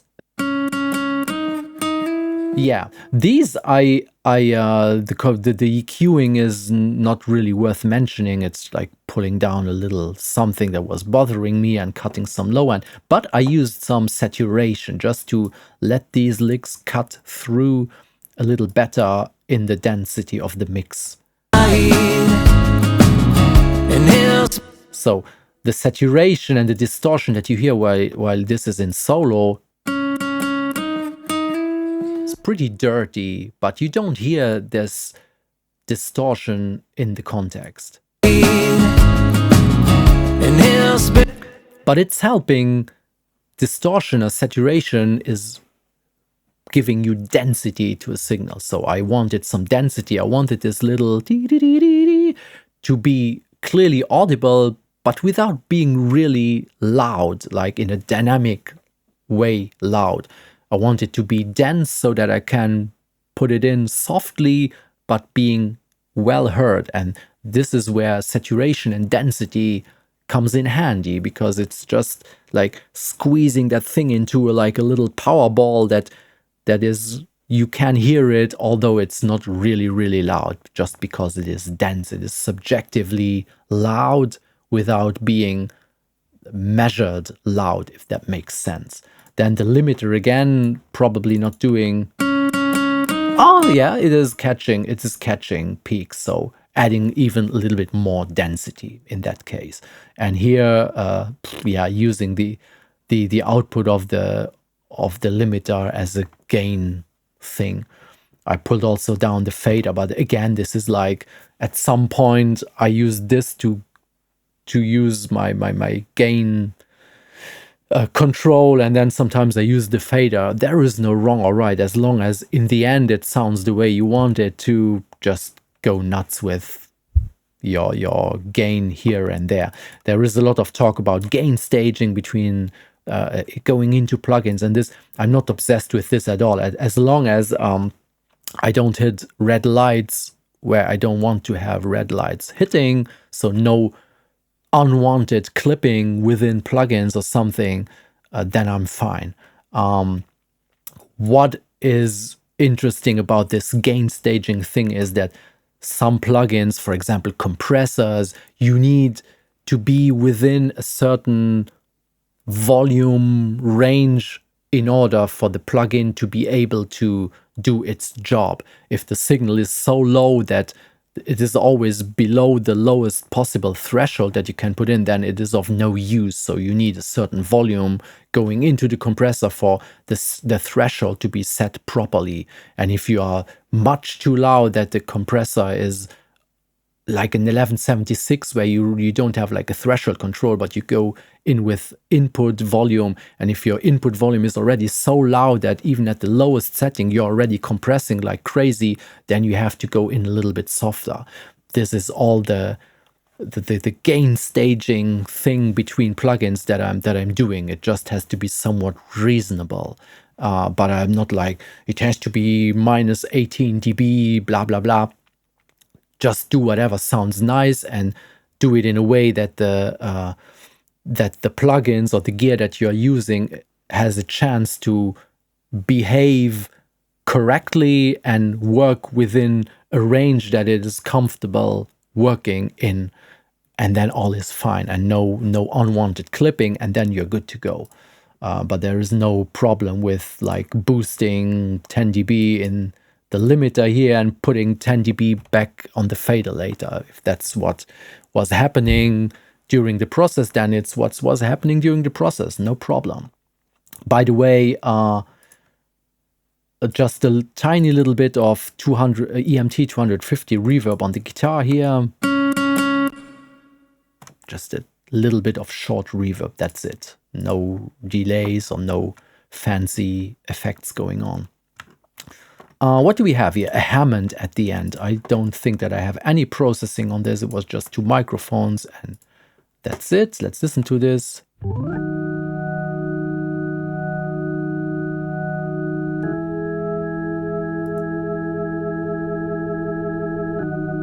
Again, I'm boosting 10 dB within the limiter and pulling down 11 on the fader.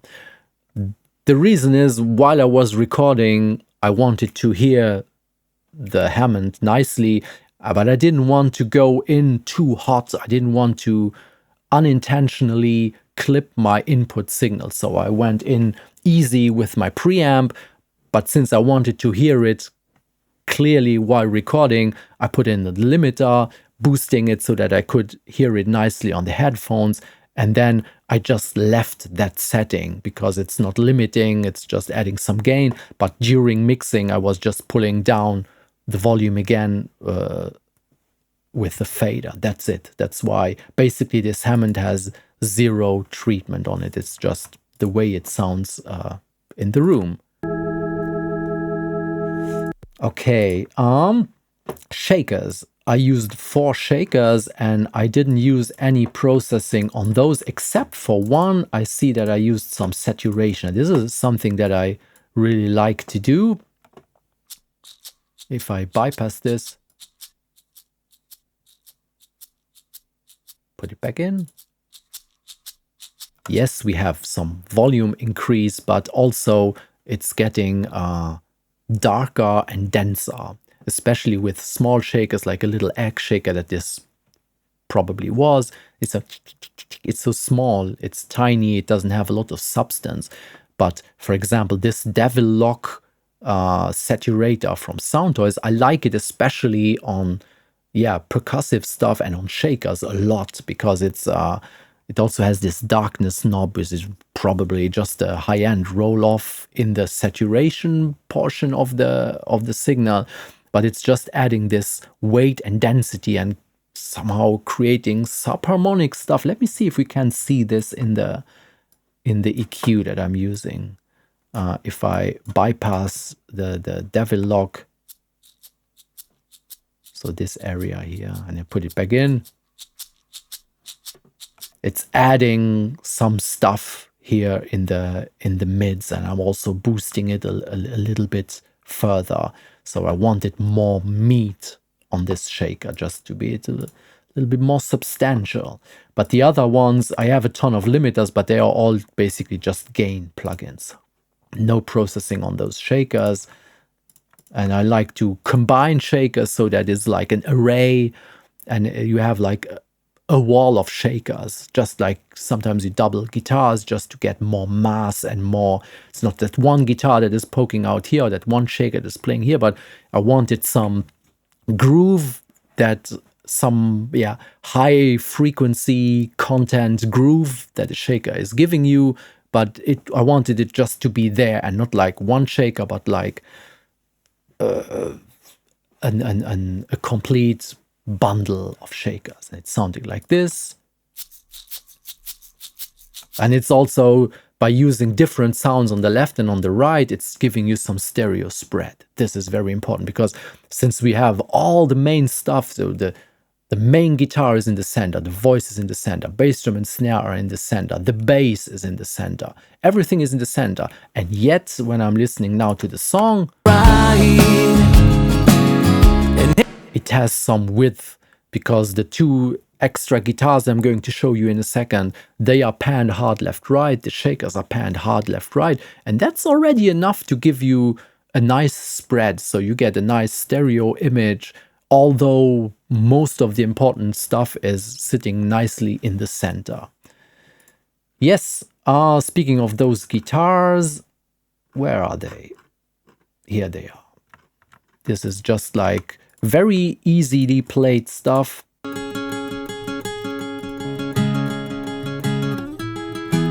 Panned hard left right, and no processing. Again, just limiters. It's just guitar, microphone, or went in. I did nothing to those guitars. I tried to play them in context. This is always a very important thing when I'm recording overdubs. If I want them to sit nicely in the mix without the need of having to add a lot of processing, I'm trying to play them and listening to them while I'm playing them at the volume more or less that I want them later in the mix. So this forces me to play those guitars, for example, exactly the way I want them to sit in the mix. I have to adjust my dynamics, I have to adjust my loudness, my intensity, my intention, my whatever you want to call it. I have to play it in a way that is sitting naturally in the mix without any processing. So there is no EQ, there is no compression, there is nothing going on, and they just do what they're supposed to do. If you see this one guitar that's playing like, you can already see that there is no notes escaping the needed dynamic range. There are no notes that are suddenly double volume or too soft. It's just played exactly the way I wanted them to sit in the mix, and this is the best you can do if you can have an eye on the performance and do some compression or dynamics during the recording by using your hands and the performance, influencing the performance that you are capturing. So it can stay very natural, and you have all the dynamics, but you have the right dynamics and don't need to shape them with compression or whatsoever. And it's been okay. And by not using excessive compression, especially on strum guitars, and so you keep freshness and life in there, because if you start to compress stuff, if you start to compress stuff like this,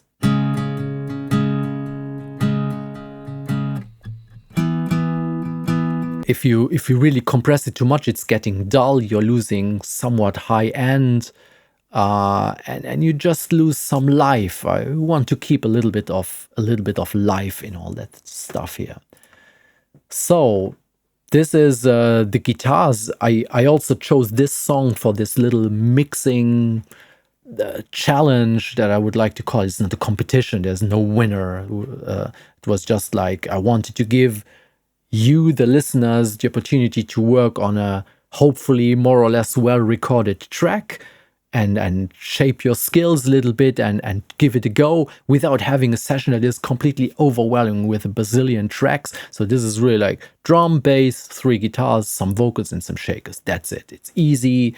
Everyone can do it and have some fun with it without having a complex arrangement and needing a ton of automation to make it work. So very, very basic, this song, and it has everything, if you ask me, that this song needs. The last thing left is some harmony vocals, and I used, what did I use here? Let's listen to those backing vocals for a second. It's been a ride.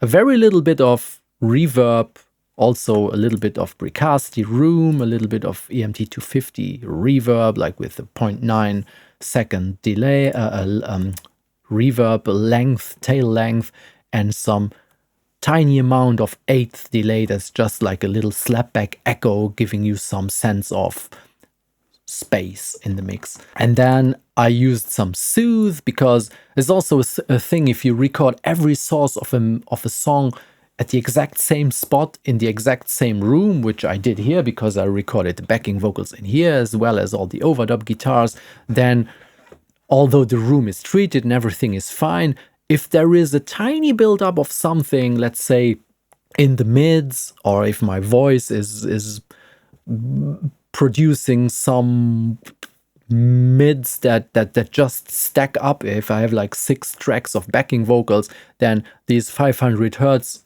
that are maybe 1 dB too much in one, then you have 2, 3, 4, and then you have like a couple dB too much and it's getting cloudy. That's why I like to clean up, especially this, let's call it low mid thing, like 3, 4, 5, 600 hertz area thing. I almost in any genre I'm working with, this is an area that I really focus on keeping clean. I don't want to carve out too much because there is a lot of meat in that area. If you just remove that statically with an EQ, then you end up with a thin mix. You may have a lot of low end and a harsh high end and stuff, but nothing, no meat in the center. But I want this. But I also want it controlled, and a plugin like Soothe, or you could do this with Pro Q4 or Pro Q3 with a dynamic, or even with a multi-band compressor. You could like zoom in on that area and control it and compress that area only a little bit. And this is what I did with the backing vocals here. It's been a ride. The cool thing with Soothe is that within that region, it really just pulls down the notes that are jumping out a little bit too much and cleaning up and stabilizing. This is the best word I can come up with. Stabilize that signal and keep all the goodness of the mids, but controlled and stable, compressed a little bit. Some EQing, yeah, no EQing, just a gentle low cut, just again to keep that area reserved for the bass and bass drum. Compression, again, the good old R comp. It's not even compressing here. And the limiter, again, just as a gain plugin. It's been a ride. Is it doing something here? Been a ride. No, I don't have any compression. Go figure. Been a ride. I don't use any compression. I have it in there again also as a gain plugin, because I'm adding like 15 dB of gain. I was recording at very low gain because I didn't want any unwanted clipping going into the interface. And I always record with tons of headroom so that I have room for the unexpected and don't need to dial in gain all the time. So I go for something that is somewhere in the mid-range of my recording loudness, so that I have like 10 or 15 dB of headroom. So in case I want to do a loud overdub, I can just do it without having to fiddle around with the preamp all the time. And it's not so quiet that I need to crank the gain all the time if I'm recording something quiet. Something around in the middle with a lot of headroom, but a reasonable amount of gain, and you're good to go. And I suppose I use this R comp just as a gain plugin to hear myself better. But it's all the backing vocals have zero compression except the soothe that is compressing the low mids a little bit. So yes, this is basically all the treatment that we have on the individual tracks, on the master track, and the little effect returns that we have. The only thing maybe worth mentioning is in a mix, the automation. This song is pretty straightforward and didn't require a lot of automation. But I have a tiny little bit, and I'm going to show you a couple volume automations that I did and why I did them. One would be, I mentioned it already with the acoustic guitar. Sometimes you have like an element that you want to stick out a little bit more and give it a little bit of attention, like this little fill here on the acoustic guitar. And so strong. This little phrase. I really like that one. I think originally Michele, who played the guitar, he didn't play it in every spot that it is now. He played it once. Maybe it was not even planned to play, but he just played it, and I liked it so much that I copied it into every chorus. Yeah, he only played it in the last chorus, but I liked it and I wanted it to be like a part of the song, like an integral part of the chorus. So I copy pasted it back and forth, and I boosted the volume a little bit on that phrase so that it would stick out a little bit. The same here in the beginning, little phrases. If you see the volume automation on the main guitar here.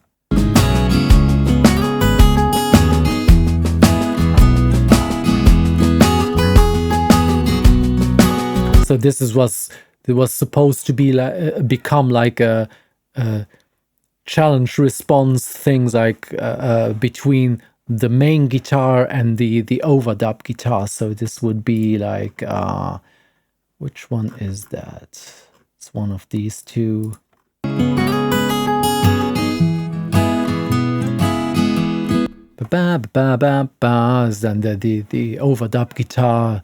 So Michele's guitar is singing one phrase and then the other one is responding, something like this. And I wanted to accentuate this by bringing out his guitar on those little licks, and so that they would interact nicely with each other. Then another thing is stuff like not always having the backing vocals at the same volume throughout the song. For example, I have the same stack of backing harmony vocals in every chorus. It's the same, it's copy pasted, so just to save time. But I want to add a little bit more, maybe a tiny little bit more excitement as the song moves on. Since it's always more or less the same chorus, you want to try and see if you can add something new. And sometimes it can be enough to only put the backing harmonies a little bit up towards the end. This is something, if you listen carefully to like any pop song on radio, you will hear stuff like this, that in the first chorus there is mainly the main voice and maybe a tiny little bit of backing vocals, and as the song progresses the backing vocals get louder and louder because you just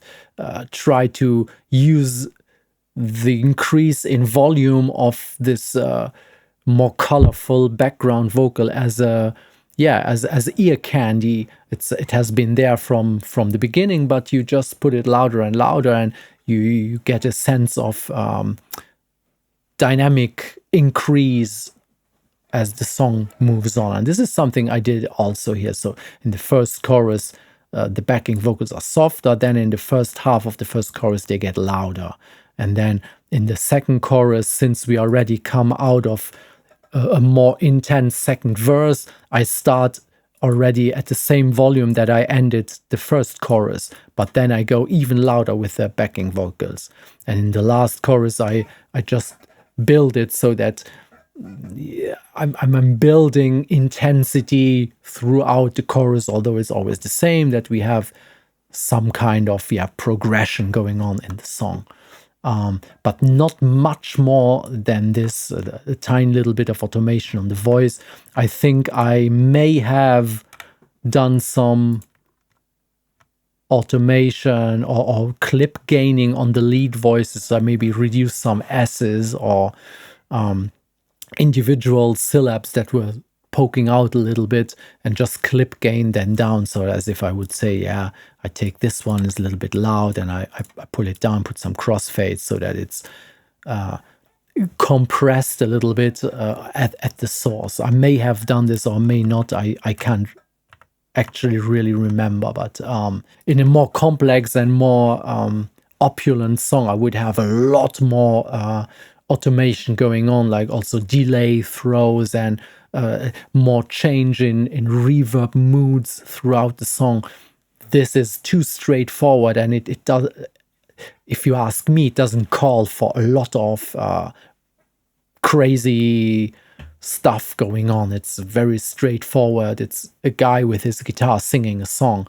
It's not there is not a huge lot of drama in this song, but if there was more drama, more instruments, more stuff, I would have automation going through all the tracks all the time, just to try and feature different stuffs in different sections, just to keep a mix interesting and as less static as possible. And this can consume quite a bit of time. I hear a lot of people say, yeah, I mix a song in 1 hour, I mix a song in 2 hours. Yeah, that's fine. You can get a great basic sound in a pretty short amount of time if you know what you're doing and you're working in a focused way. But automation and building in ear candy with automation, automating effects, automating volumes, and throughout sections, giving every section like a different kind of flavor, this can be enormously time consuming, but well worth it. So sometimes I spend 2 or 3 hours just writing faders and writing automation just to make a mix, more meaningful, or more, give it more drama, as if it was just a static mix. So that's just not a lot going on in this song, but as a general thought, think about automation, think about giving the song a special twist in one part, instead of just being the same from front to end. Yeah, that was it for my approach to this mix. And now it has been pretty long already, so this is going to be a pretty long video, but I will put chapters down there so that you can jump from one part to another if you want to jump to one thing in particular that you want to see. And now I'm going to have a look at your mixes. So because I got, I think, 15 mixes that viewers sent me back based upon the exact same multi-track that I used to mix this song. And we're going to listen to those and see what is going on. And then I'm going to comment and give you feedback on how you did. And I guess there is a lot to learn in there as well. I have already listened to all the mixes up front, and I've detected some good things, some maybe not so good things, and learning from, let's call them mistakes. I want to try and keep this positive and constructive, but I would like to point out stuff that I think is maybe not so optimal, and there is a lot that can be learned from, let's call them mistakes in a positive way.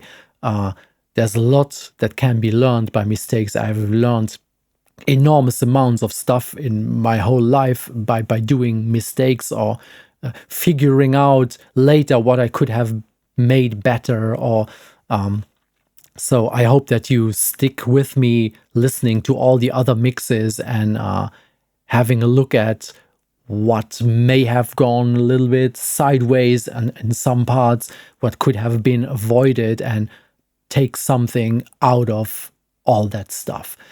See you soon with your mixes. Now, welcome back to the second half of this video where we are going to look at your mixes or mixes of the viewers. I have 14 mixes that came back to me, which is awesome because we have like a wide variety of different approaches to the same song, which is interesting in itself, that you have basically the same exact same source material and how different you can cook this up. So I loaded everything into one session so we can jump between those tracks, and I also loaded in my mix that I did if I would like to take this as a, let's say, neutral reference point. Sometimes I will cross-reference here to show differences between one approach and the other. Let's start with the first mix. This is a chap called Chris Finn who sent me in. Thanks, Chris. And let's give it a go and listen, and I will stop and comment as soon as something comes to my mind.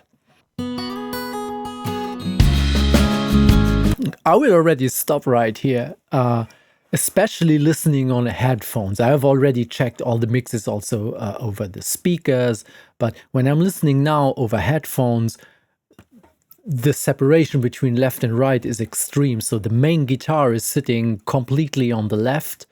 And yeah, so you have a very, very wide spread here, which is basically when you're right in the song,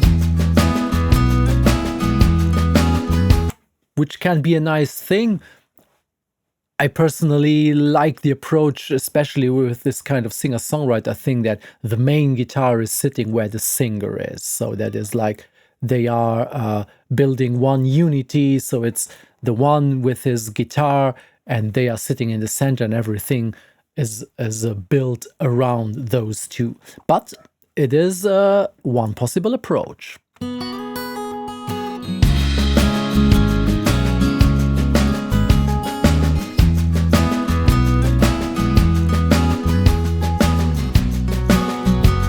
So we have a very big reverb, especially on the snare. If you pay close attention to the snare, it's like,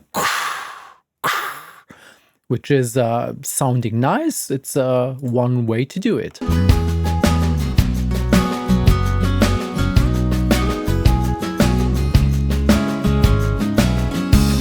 The thing with the extreme spread of the guitar far to the left and far to the right, and nothing really sitting guitar-wise in the center, is that it feels a tiny bit disconnected. So we have the drums with a ton of reverb on the snare sitting far in the back, then the very dry guitar on the left. So everything is very dry and the snare is very far away. It's it feels a little bit disconnected, the individual elements, instead of all having the feeling of having taken place in the same room. This is something that there is no right or wrong. Everything that I say now can be taken with a grain of salt, and there is no absolute truth to anything. There is no wrong, no right. It's art. Everyone feels it in a different way. And yet, so I can only comment from my gut feeling. A song like this, I would love to hear it happening more or less in one space, as if you would close your eyes and you feel a more or less realistic sound stage where stuff is happening. And that's maybe missing a tiny little bit here, because there's not a lot of glue between the individual elements. But let's see how it continues. This is the story about a man. This is the story that has to be told. Okay, obviously reverb-wise, a completely different approach to how I did it, because I'm very dry. I wanted everything more in your face, but now like this, the voice is sitting far away. So we have the one guitar that is very close and very to the side, and the voice is far away, which is something that you can do. But it's also nice, especially in the singer-songwriter thing, to have the voice really up front. That's the guy who is telling you his story. I feel that if you look like on a theater stage or something, that the spotlight is on the main character that is standing in front of the stage, and the other ones, the supporting characters, or however you want to call this, they are sitting around the main character, and not the opposite way around, like the main character in the back. And yeah, that's one thing that you may want to think about it when you start the mix. What image do you want to paint with the way you arrange the mix? It's not like I'm going to put reverb because that's something you do. It should be like done with an intention in mind. And here I'm not really sure why there is so much reverb on the voice, for example, and none on the guitar to the left. Is there a special reason for having done it that way, or is it just like, so hey, voice there you're going to put reverb on because that's something that you do? I'm not terribly sure how clear the intention was by doing it. The story that has to be told. No one else ever seen his face. No one ever heard his name. And love can be a burden, so for him this is the vice. And if you like to see him, he's watching birds from his cabin seat, and he's been alright, and he's been okay. Generally, we could say that the general balance of the instruments is not bad. I would love to have the main guitar a little bit more present, but generally the drums are sitting nicely, the voice is clearly audible, so nothing is really buried. I feel that the backing vocals are sitting nicely in contrast to the lead voice. I think the overall, let's say, volume balance is actually pretty nice. And he's been so strong. Let me just quickly compare. And he's been so strong. It is maybe not as loud as the mix I did, but it is decently loud. It's not very quiet. I think there are other mixes that are substantially more quiet. I also got like one or two people sending in mixes who ask, am I allowed to put a limiter on? If you ask me, I always mix as if there were no mastering stage coming after the mix. So why not put all limiting and loudness and everything that you want on the mix right away? If you plan on sending it out to a mastering engineer, you can still remove, let's say, the final limiter. That's what I usually do. I have the mastering engineer. I've worked with him on, can be like 1,000 songs or something. And I always send him in the loud mix that I label as client reference mix. This is what the client, the artist, has approved listening to the mix. So I send them out a loud mix because they're going to compare to stuff that they hear on other albums or on Spotify or on wherever they are listening their music. They are comparing, and you want your mix to be loud and proud. And if they are deciding to go to a mastering engineer, then I send out this client reference mix so that the mastering engineer hears what they have approved. And then I send in a mix that is with less limiter, like -2 dB going into the limiter, or -3 dB, or whatever feels right, so that the mastering engineer has some room to operate in. so that it's not already squashed completely, but he has some freedom to do. But what I would never do is remove all the compression, remove all the Mixbuss processing, because the mix will just fall apart. And I also got feedback from mastering engineer that if I remove too much stuff, then he needs to recreate what I have done. And this is nonsense, because the artist has approved the mix that has a certain aesthetic, and why remove all the good stuff just for someone else to have to recreate all this? And why work on a very soft mix with no limit and nothing going on the Mixbuss at all? What would be the reasoning? It's not that you cannot do it and there's no necessity to put as much stuff on it as I do, but there is, in my book, there is nothing that is really speaking against doing this, as long as it sounds good and the client is happy and he feels like having a finished product right from the start.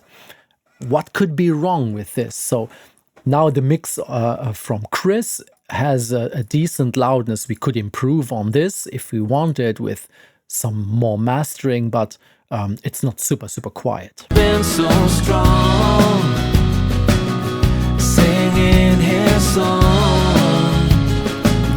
and his from time to time he prays to. A lot of reverb on the voice. I don't wanna be the man who struggles with his life and then I don't wanna fade away, not tomorrow and not today. And it's been alright, and it's been okay, and it's been so. One thing that I could, or I would like to do maybe, is clean up a little bit the frequency range overall. It's a little bit, I don't want to use like negative terms. It's really difficult to find the right word for everything, but it has a little bit of mud in the low mids. It's also maybe the reverbs are amplifying all this mid stuff more than a drier mix would have done, for example. So it's getting a little bit very mid swampy, instead of, if you compare now, if I switch back and forth between Chris's mix and my mix, you see the one is more clear, is a little bit cleaned up, although it's not thin in the mids. It has all the mids, and the other one is a little bit like as if there was a little curtain in front of it. Let's compare quickly. It's been okay, and it's been so strong in his song, and it's been alright. This 400-500 hertz-ish region here. Been okay. And the thing is, and this is what I'd also try to do, it's not like cutting out everything there, but maybe controlling it a little bit, trying and make that area tight by suppressing a little bit some resonance stuff in individual tracks, in the guitars and the voices. Just remove a little bit here and there, and especially having a look at the reverbs. Sometimes if you feel like, but I want a lot of reverb, okay, use a lot of reverb, but maybe check out if the reverb is putting a cloud on top of everything. The reverb does not necessarily need to be full range at all time. You can say, yeah, okay, I like the texture of the reverb, but I feel that it's clouding up my 300-400 hertz. Well, then go in and put an EQ before the reverb, and don't send as much 300-500 hertz into the reverb from the start. So it's not going to amplify and make this section longer, because it will sound a little bit as if you have like a bad room acoustic where you have room modes like resonance in the room. Like you may know this. Sometimes you go into, let's say, a bathroom and you hum along, and you feel like certain frequencies, they are just amplified, and they are like standing waves in the room. And this is something that I feel is happening a little bit with the reverb, and not cleaning up this 500 hertz thing enough, that it's masking. It's the sound is feeling as if it's too long in that range, and you lose tightness. Better maybe have then the tail of the reverb in a slightly higher register, and not so much in the lows, to keep the lows tight and clean. But in the end, he won't believe.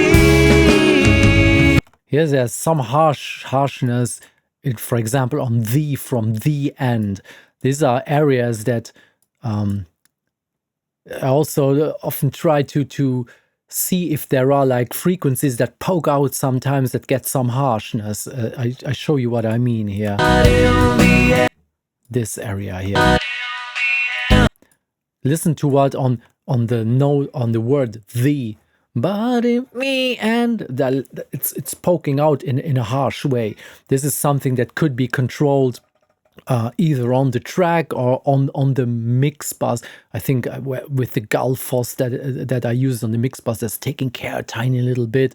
And then if you're using something like Soothe or some dynamic EQing, that you can have a look at syllabs like these, or even go in with spectral editing and just go on one word where you feel like, yeah, everything is nice, but that one word is poking out at me, and go in and tame that a little bit. This is extreme. It's really like jumping out if I would go in. The thing is, now if I'm doing this statically, then everything else is going to have a problem. But if I'm, for example, going in, I would probably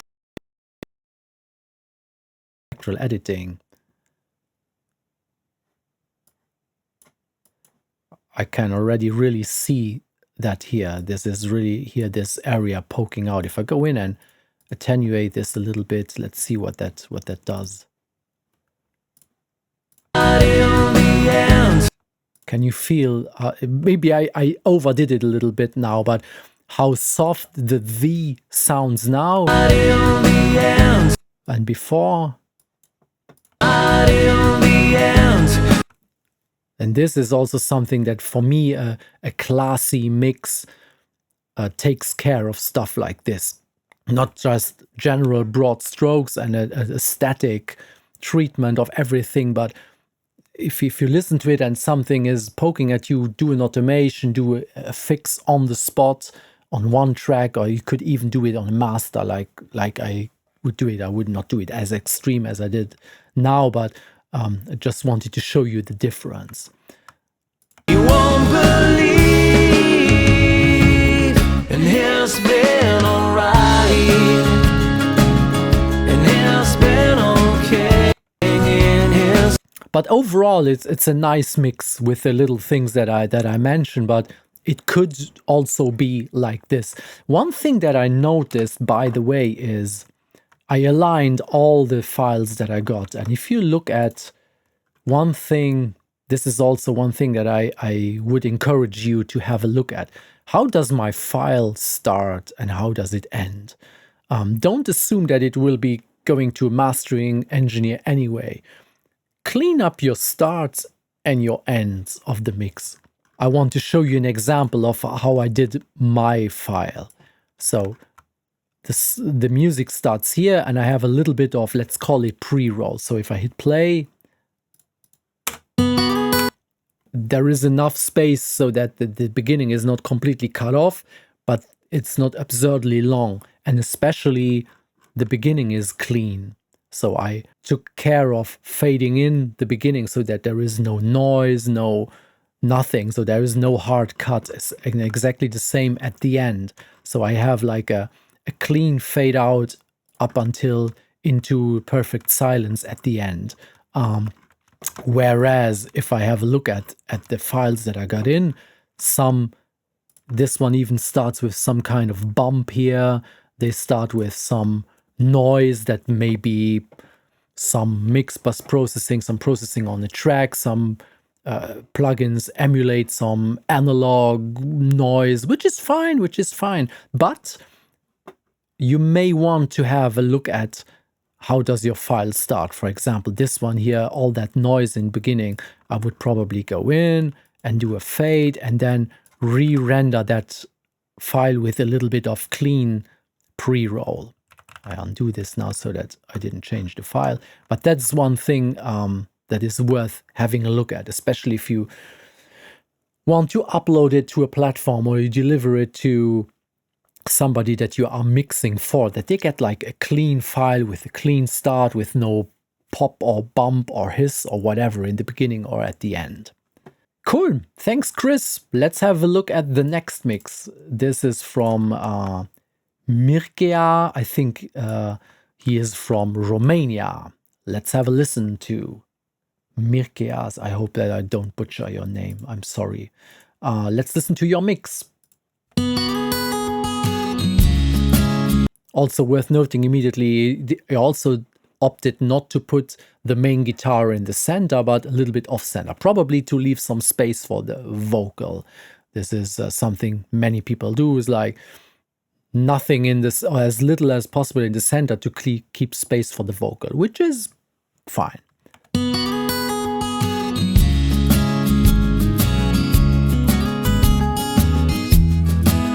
Okay, what I noticed right away is it's let's call it a little cloudy, the mix.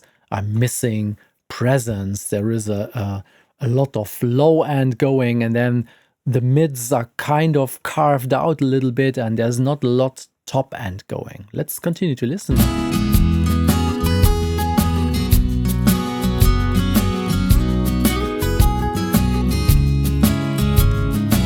A lot around this like 200 hertz region. Oftentimes, the reason to not have like a balanced frequency response over a mix, it has, let's say, three main reasons why this can happen. The first of which is room treatment or no room treatment in the room you're working with. Because the room you're working in. If your room, for example, has a lot of problems in the mid-range, which most regular size rooms have, if they have no room treatment, you will have standing waves and stuff around everything between 80 and 50 and 500 hertz or something. You have cancellation in some areas, you have boosts in other areas, so it's like a wild mix, and especially your reverberation time in the room is not like, I'm in here, I have like 0.25 seconds over the complete frequency range, but sometimes you have, like, if you look at the waterfall diagram, if you measure the room, you will see that you have some frequencies that are standing in the room for 3 seconds or so. And then you start counteracting in your mix, because what you hear in the room is something, and you can only react to what you are hearing, right? You are mixing with your ears. And if your room is telling you, oh, so many mids, then you start carving out because you think it's the mix, while in fact it can very well be that it's the room. It's not what's coming out of the speaker, but it's what your room is letting you think that it is. And for example, here, this big bump in 200 hertz, it may be that at the listening position of Mircea, that he is not hearing that frequency very well and thinks, I'm lacking 200 hertz, and he's boosting that stuff, while he's only in a dead spot. If he would be sitting a meter further away from his actual position, he would hear it maybe double as loud and would cut it out. So this is room acoustics. The other thing is the speakers that you're using. While nowadays you can get, even for a small budget, you can get somewhat flat frequency response speakers. So, but sometimes, especially if you're mixing with headphones, I'm using headphones now because I don't want the speakers to spill into the microphone I'm talking into. But usually I'm working with speakers. But if you're working on headphones, sometimes they have like a pretty, funky frequency response, or the way they reproduce frequencies, maybe too much lows or a big bump in the middle or a big dip in the middle or something. And well, if that's what you're hearing and you're not referencing against other songs that are fine in the frequency response, then you may misinterpret what's going on, and you think there is too much of a certain frequency while it isn't, and you are doing a wrong move just because you're listening wrong. The third thing is ear fatigue, or lack of referencing, or the lack of experience or long time experience mixing, because you start working, you start twisting knobs, and you can drastically change the sound so quickly that you can get lost very quickly, so that you really completely lose any point of reference. Or if you're listening very loud, or change the volume very often, or some people like to use like 5 different pairs of speakers and switch back and forth, and you completely lose every point of reference. And having some anchor point to come back to neutralize your hearing, and to get some kind of trustworthy reference base point to base your decisions upon, is so crucial. So for me, for example, I've been working with these speakers in this room now for 15 years. So I know them pretty well. That does not mean that every move I make is always correct. Everyone makes mistakes. I do, obviously, as well. Not every decision is the best, but I'm approaching to making less mistakes as I go. If you spend like tens of thousands of hours mixing, then you get a better feeling as if you only did like 100 hours or less. So I don't need to reference between reference tracks as much as I did years ago, but I still do sometimes. Just quickly check, am I still in the ballpark, or am I getting a little bit bright because my ear's getting tired and I'm hearing less high frequencies the more the day progresses, and I counteract it by adding more treble, as is healthy for the mix, just because I can't hear them anymore. Referencing with a clean or let's say a healthy sounding mix is a very good idea. Don't listen too loud. Try to listen always at the same volume. Like get used to what you're listening to, and give yourself a chance of getting some reliable experience and some reliable reference point that you can trust on for taking your decisions.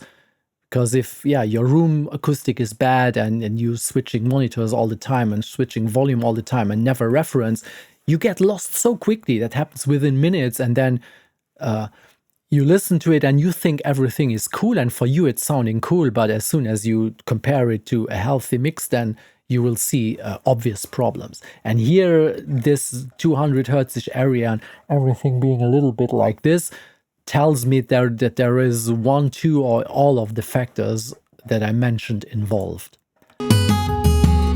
This is the story about a man. This is the story that has to be told.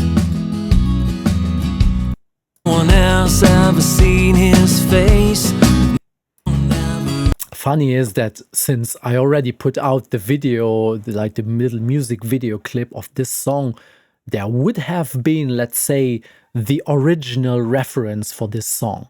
And I'm not sure if any of you or some of you, I would be interested to know that, came to the idea to take the original mix and reference against it, to see how far off or how close, or on purpose, how far away or how close you are to the original, or if you just didn't care, or if you reference to anything at all. Because here it would be very obvious if I switch back and forth between Mirkea and my mix that they are diametrically opposite sounding. So if that is a choice on purpose, or if it's like what are you, mistake? It's a bad word, but you get the drift. No one else ever seen his face.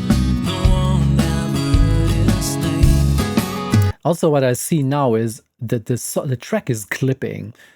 Sometimes the output is clipping, so which tells me that either there has not been a limiter set correctly at the end of the mixing chain, which is a good thing to do, even if it's, let me put in a limiter now, even if it's only not actually really doing heavy limiting, but just be there as a safety net that's set to a minus 0.1 dB output, so that if I bypass it on this hit, it's clipping, and as soon as I put in the limiter, this clip is gone.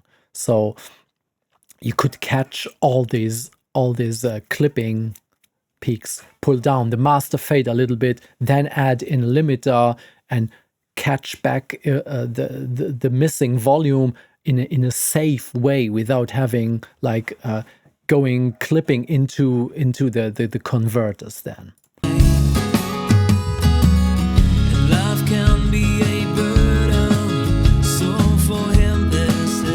What I like, it's a little bit difficult to tell because it's very buried, the mix. It's very, very, it's missing a lot of the sparkle and everything. But if I forget about that, what I like is the general balance of the mix, the general use of the reverb. There is not like a huge ton of absurd reverb. Everything seems to sit nicely within that universe that this mix is happening. There is nothing poking out extremely. Everything is sitting in a nice pocket. I would love to see the voice a little bit louder, because at the end of the day, the voice, especially in like a storytelling thing or singer-songwriter, the voice carries all the message. And this is basically true for more or less every song that includes vocals, because what are you humming along when you listen to a song, or when you hum along to a song? Are you singing along the bass line, or are you singing along the lyrics? This is the important thing. If you think about the theater, you have your stage, and then you have a big spotlight that is pointing directly at the main character. And in this case, this is the singer. So let the singer shine, let it be clear, well heard, so that the message comes across and you don't have the feeling that you have to crawl into the speaker to hear what's going on.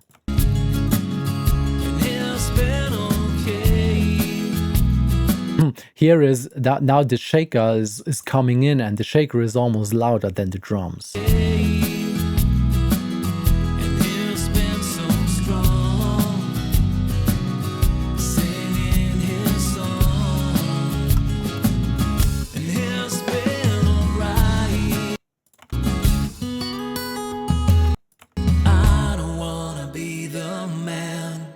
Okay, here I wanted to listen to this section because the vocals are exposed, especially the backing voices, and there is a huge ton of big reverb here on the backing voice. I am not sure if it's there also already in the chorus or just on this section, but if you're using reverb, try, especially in this kind of song, try to give that reverb a purpose. Why is this like such a big, lush reverb thing? Is that something that really fits this kind of music, or is it maybe just like a little alien within the music? I don't wanna be the man who struggles with his life, and then I don't wanna fade away. I had a discussion with a friend that said that he often uses reverb to mask like suboptimal things in a mix. But the problem is you don't really hide problems. You most of the time even amplify the problems. So if your raw signal is a little bit swampy or a little bit muddy, and then you add some reverb, you're not really helping it. You are even doing the opposite. You are amplifying. The reverb is amplifying and prolonging everything that is there. And if you have like a cloud around 200-300 hertz and then you add like a full range reverb on top, you are even amplifying that problem and exaggerating it instead of solving anything.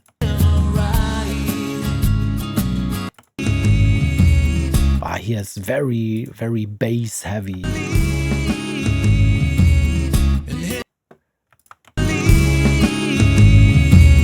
It's too much. If you would listen to this in the car and boost the volume a little bit, your speakers would fall out of the doors. You have to have a look at this low end thing.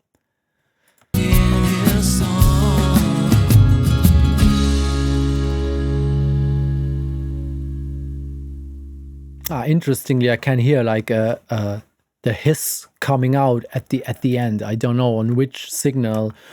There must have been either heavy compression or a kind of saturation thing going on, which helps with density. But then in quiet parts, it can be sometimes the hiss really comes out. So this build up of high frequency. Listen to this at the end.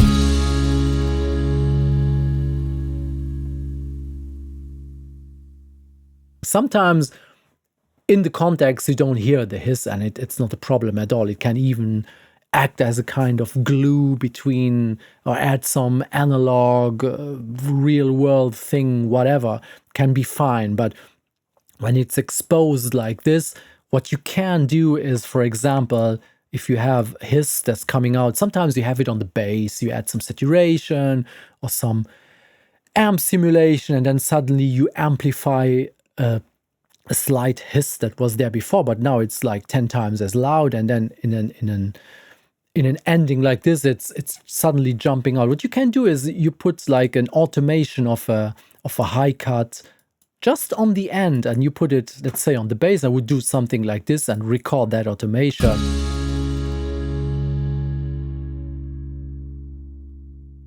Something like this, and then you gradually, easily, softly fade away the high end by moving a high cut like this, and you don't have a hissy end tail of the song. That's one way that you could do it. Cool, Mirka, thank you for this mix, and let's listen to the next. This is from someone who calls himself Stasher. I guess it is an artist name, at least not a name that I know of, but Stasher's mix. Also very long. This is like 3 seconds of emptiness before the song, and it looks hissy. If I'm going to amplify this, yeah, so basically some noise that's coming from probably some plugins or whatever. I would also have this if I wouldn't cut it off. All the analog gear and all the plugins and all the stuff, it just adds up. Hissy here, hissy there, some noise here and there, and it just adds up. So yeah, have a look at this and try to clean it up. Okay, let's listen to Stasher's mix.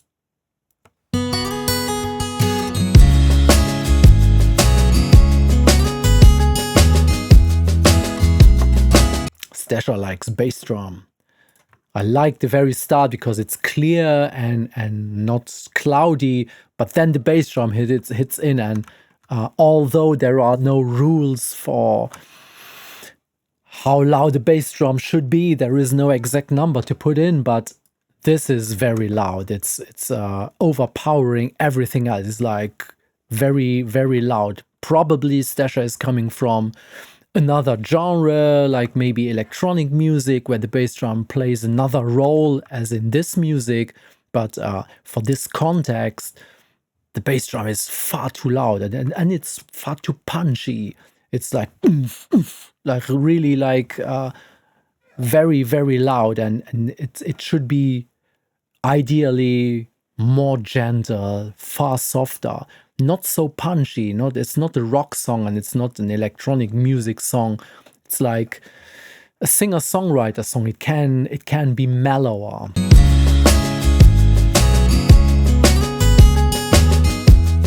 I can also feel everything, like the whole master mix. Everything is like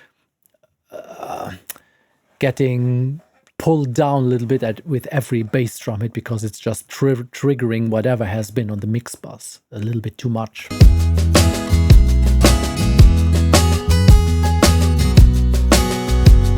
Also, if I compare now the loudness of the drums to the loudness of the guitar could have a little bit more presence and the drums be more in the background. But here it's the other way around. It's like there is a drummer and there was also a guitar player.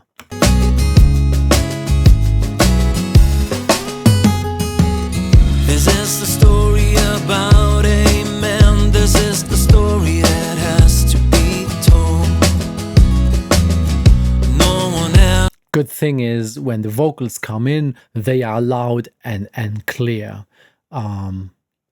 So if they would have been as soft as the guitar, then that would be too soft, but at least the voice is there, and there's also, it doesn't seem like an exaggerated amount of crazy reverb or effect on the voice. That has to be told. No one else ever seen his face. No one ever heard his name. And life can be a burden, so for him this is the vibe. And now here there's a second guitar coming in, playing little thing, but I can hardly hear it. The drums are really so powerful here that they are pushing away a lot of the other stuff that's not completely optimal. Birds from his cabin seat, and he's been alright. I like it how the backings come in, because now the chorus is lighting up a little bit, which is what you most of the time want, so that the verses are a little bit softer, and then when the chorus comes in, you add in some extra stuff and you make it shine a little bit more than the verse before. And this is what's happening here when the backing vocals come in. Birds from his cabin seat, and he's been alright, and he's been okay. Okay. Stasher likes throw delays, so delay throws. So okay. This is something that you can do. He automated in those syllables into a delay, which is an artistic choice that can be made. I wouldn't necessarily do it in this context of the song, because I was aiming for a more natural approach, and like delays that come like this, they are not the most natural thing, but why not? Why not? It's always, as I mentioned before, it's whatever approach you take is fine, as long as it's purposefully chosen. Not just like, hey, let's put in whatever, just to make it. Try to make it with an intention, so that it's serving like a purpose. I guess here it's like, yeah, adding some bling bling, adding a color, adding some ear candy. I guess that is the purpose.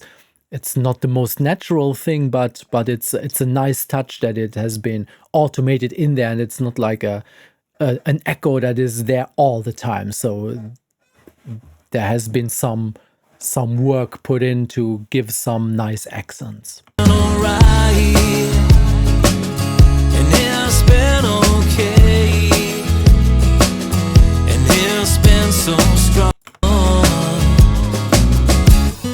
Although I have the feeling it's coming after every ending. Been okay, long. So with stuff like these, sometimes less is more, because it's if you have like one echo coming here and one there, then it's like a nice surprise. If you put it at the end of every sentence, then it loses its appeal after having been there 2 or 3 times. Your mileage may vary, but this is how I feel it. Less is more. It's like gold is precious because there is less of it than other materials on Earth. So that's making it precious. If everything was made of gold, nobody would care about it. And the same goes for like ear candy stuff. If you just put it in a more sparse way, it will gain in value.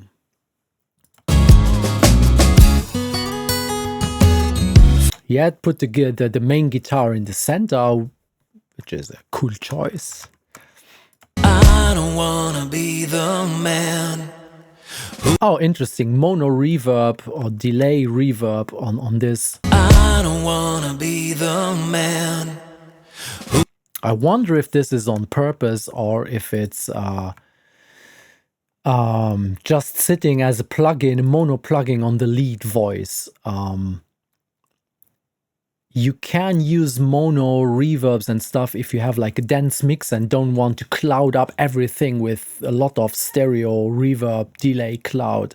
In this case, now it would have been a nice touch if that tail, especially in the dead center, would not, if not everything would collapse into mono. Man who struggles with. It's not terrible. It's an artistic choice, but I wonder why that is.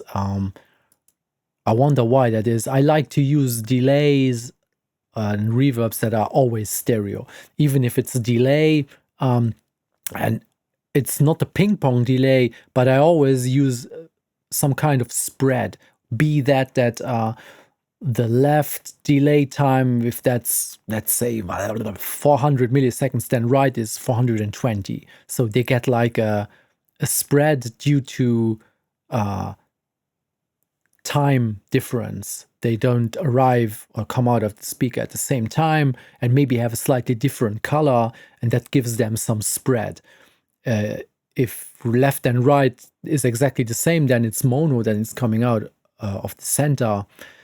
So yeah, I personally like it to be a little bit more stereo. Or what you can do is send that delay to a stereo reverb then, so that it's not like a dry delay dead center, but it's getting some, it's retaining some stereo imaging and not everything collapsing into mono, except that it was done on purpose and it is done to be like a special effect, so everything is getting small so that what's coming after is getting big again. Just saying, with decisions like these, try to do them on purpose. Try to have an intention when you decide to do whatever you do.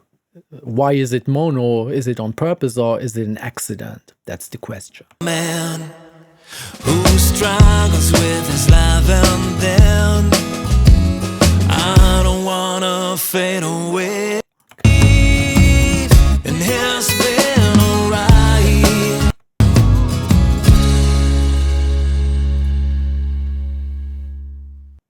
Okay. The end is just cut off. Make a nice little fade like this.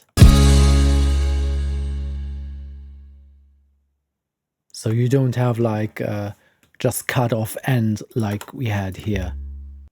That's not pretty. Yeah. That's why also when I'm recording, especially drums or everything which has a big sustain, I try to keep the musicians from, the drummer from putting down his sticks too early, or the guitarist to hit his stomp pedal too early, so that we have like a lot of clean fade out of instrument, that you can make a gentle, long fade out on like a final chord of a song, instead of having to cut it off early or make like a quick, very rapid fade out that's completely unnatural. At least you have options then, and you can shape the end the way you want it, but try not to just let it end abruptly like here. Great, Mr. Stasher. Thank you. Let's listen to the next mix. JG.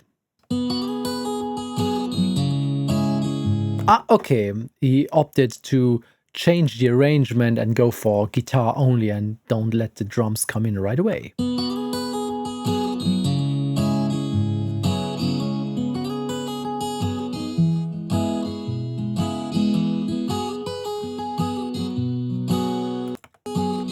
This is the story about a man. This is the story that... That's a nice way to do it, adding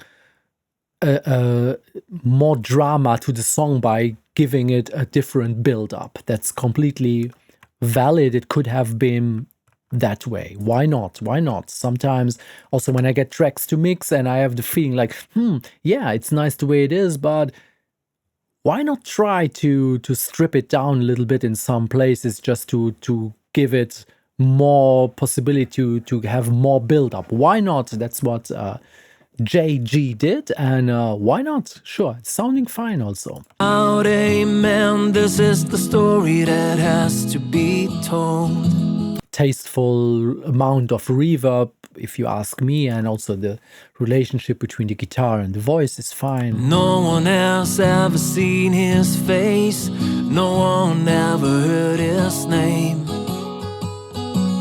And life can be a burden, so for him this is the vice.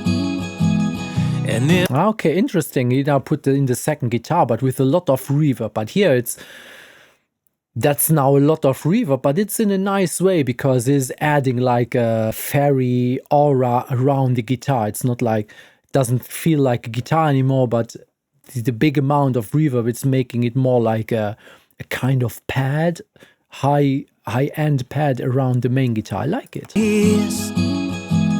And if you like to see him, he's watching birds from his cabin seat. And he's been alright,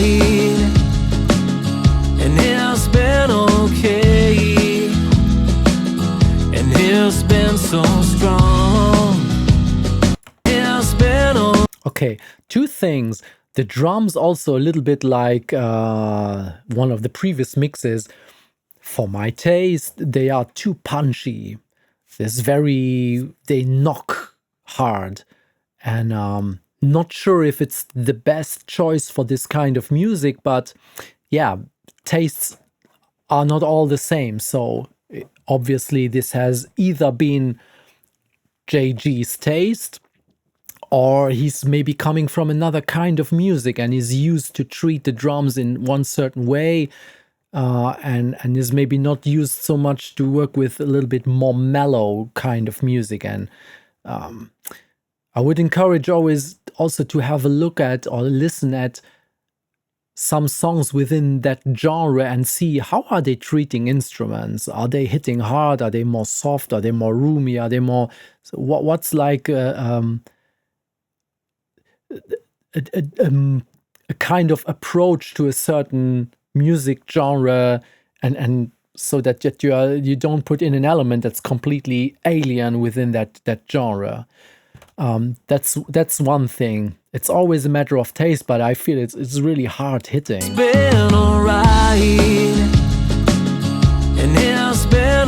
And then I notice, I think that's the reverb that are resonating. Ooh, if I try to isolate it so that I can show you what I really mean.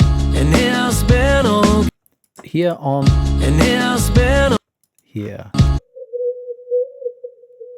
This frequency. Now listen again and try to focus on this. How this is suddenly poking out as the reverb is being triggered extremely by some resonance that either has not been suppressed enough with some maybe dynamic EQing or something, or it's just some reverbs, they are just, they just behave that way. They like to resonate in a little bit more in certain frequencies and less in others. So either it's a good idea to clean up the source signal if that's the reason for this resonating thing, or if it's the reverb itself. You can also EQ reverbs and just go and tame those resonances a little bit after the reverb, or whatever you feed into. If you feel like, oh, my reverb is really exaggerating all that 500 hertz thing, then put an EQ before the reverb and cut out a chunk of 500 going into the reverb, so you don't give it food for exaggeration. Let's check again that part. And it's been okay. And it's been okay. That one. And it's been okay. And this is really the reverb that is building up there. Been okay. And it's been so strong, singing his song. And it's been alright. Go back just to get an idea again to the original. It's been alright. And it's been alright. I was also listening to the cymbal. The drums are, the shells are knocking hard. The bass drum is very hitting hard, and the snare, the main hits are hitting hard, but also the cymbal is really like, it feels like a lot of compression, like more aggressive compression and more aggressive treatment of the drums. That the cymbal is like hitting in hard. And alright. From time to time he prays to God, even though he doesn't believe at all. But when at night his fears tie him down, with his life and then, and it's been okay. Yeah, here again, this in the chorus must be some of the backing vocals that are triggering a reverb in an unpleasant way. I don't wanna fade away. Nah. You can hear it, way, ooh, and then it's sticking a little bit on one resonance here. Away, away, away, away. Yeah, there's a lot of 500 hertz-ish thing. This is an area that is always difficult to keep under control. Away, not away, singing his song, and his belief, and his been alright, and his been okay. Okay, also very verby now, the extra guitars, but he's what I like is trying to really build up the drama of the song, like starting with just the guitar and then just the voice, and then coming in with the drums and trying to add like dimension with coming in with the extra guitars with more reverb. So it's like basically starting small and then getting bigger in size, which is I like the idea very much. Also here at the end, the extra guitars have a lot of reverb and add like size to the whole thing. And he's been so strong.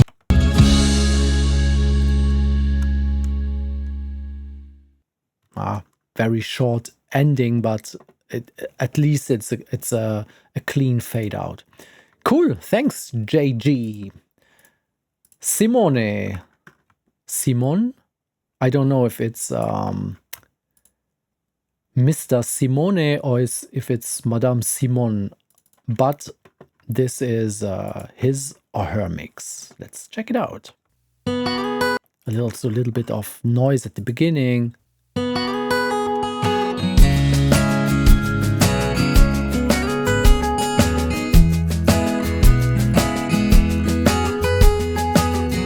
The bass drum goes very low. It goes very low. I feel I would love to have a little bit more connection between the bass drum and the bass guitar. I don't feel the bass guitar a lot. It's very low bass drum and yeah, pretty intense. And I would love to have a little bit more of the... You can also see it's very subby. I think he may have either used the sample on the bass drum, because the original bass drum is not so low. It's not, there is not a lot going on around 30 hertz. Either enhanced with a sample or used some kind of voice of God plugin, which is adding like harmonic stuff or a subharmonic like R bass or something like this to add some low end content. But it's pretty heavy and will make it difficult to make the mix loud, because there's so much energy on the low end that if you would put on a compressor or a limiter, this low end will trigger the compression right away. If I just check quickly, also alone the waveform, you can see every bass drum hit is like 10 times louder than everything else, instead of it being more like merged into all the rest.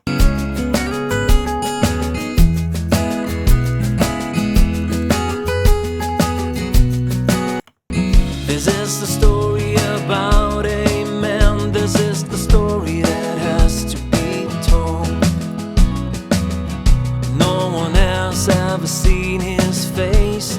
No one ever heard his name. And life can be a burden. So for him the voice sounds more processed than it necessarily would need. It sounds, and I suspect the monitoring situation to be the cause of this. Either it's the room acoustics that is telling Simone that there is too much somewhere in the low mids, but it actually isn't, and it sounds like heavily processed. It's hard to tell now what exactly has been done, but it is a carved out substance out of the voice or general in the mix in a not too naturally sounding way. It's more processing that was probably needed. and life can be a burden. The voice is very small. It's instead of being full range, it sounds like as if there would have been like, And life can be, if I add in back like 200 hertz or something. and life can be a burden. Obviously I can only boost everything at once now, but if we just focus on the voice just for a second and compare, like this is like a 6 dB boost if I put it in and out. And life can be a burden. And life can be a burden. We want this low fundamental of the voice. This is the weight of the voice. Probably the guitar was too much or something, and then there was the feeling that it's too much in that area, and then it started carving out of the voice. But I would go the other way around, leave the most important thing full range and big, and then carve out of the other stuff if there is too much going on. But don't do it on the main character. Been alright, and it's been okay. Generally, the balance between the instruments is pretty fine. The bass drum is pulling a little bit too much attention, but generally, like between guitars and voice and the drums, with the exception of the bass drum and the extra guitars, the balance is pretty fine. Been okay, and it's been so. I don't wanna be the man who's trying. Little like nice little delay. Man who struggles with his life and Sometimes delays are better for creating spacious information in a mix than reverb, because reverb is very dense and it's there all the time. It's a cloud that is there. If you're using delays, especially if it's, let's say, on the voice and you have also playing a drum at the same time, then the echoes, the delays, they hide a little bit between or behind, let's say, the drum hits and everything. So you have a sense of space, something is going on, but it's somewhat also hidden a little bit, so it's not so obvious. So with delays, you can, but reverb basically is also just a delay. It's just like millions of delays happening at shorter intervals in like being there all the time, while delay is more individual, fewer repetitions and individual, and using delays can be really nice to create some reverb feeling without having the heavy density of a reverb. And I suspect that here there's a delay going on all the time, giving like a sense of depth without having a heavy reverb cloud all the time, which is nice. I don't wanna fade away, not tomorrow. And I It's a little bit swampy here.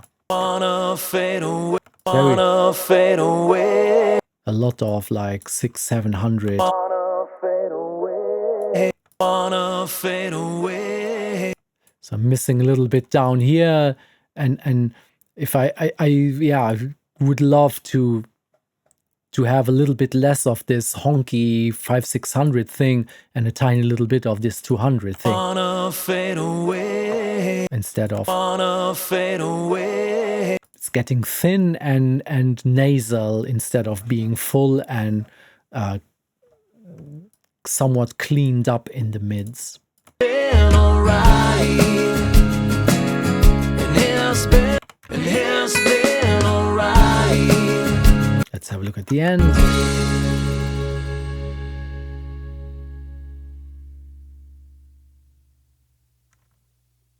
Yeah, also hiss and then abrupt stop would also be nice to have like a real fade out at the end, and maybe roll off the hissy thing with a automated high cut EQ. Cool, thank you. Next mix is from Timo. Let's have a look at it.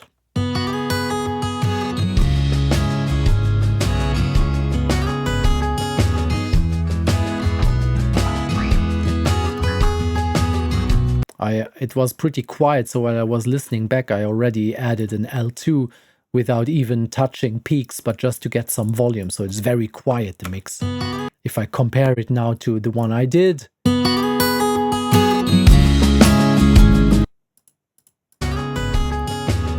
it's very quiet. Make the mix loud. At least don't leave the peaks at -10 dB or something. Although it's quiet, I can feel some serious compression on the mix.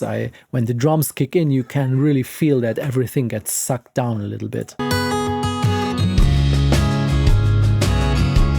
Either it's bass compression on the drum bass, that as soon as the bass drum is hitting in, it's pulling down other stuff. So it's not opening up at that moment, but it's going into the knees for a quick second before starting to breathe up again.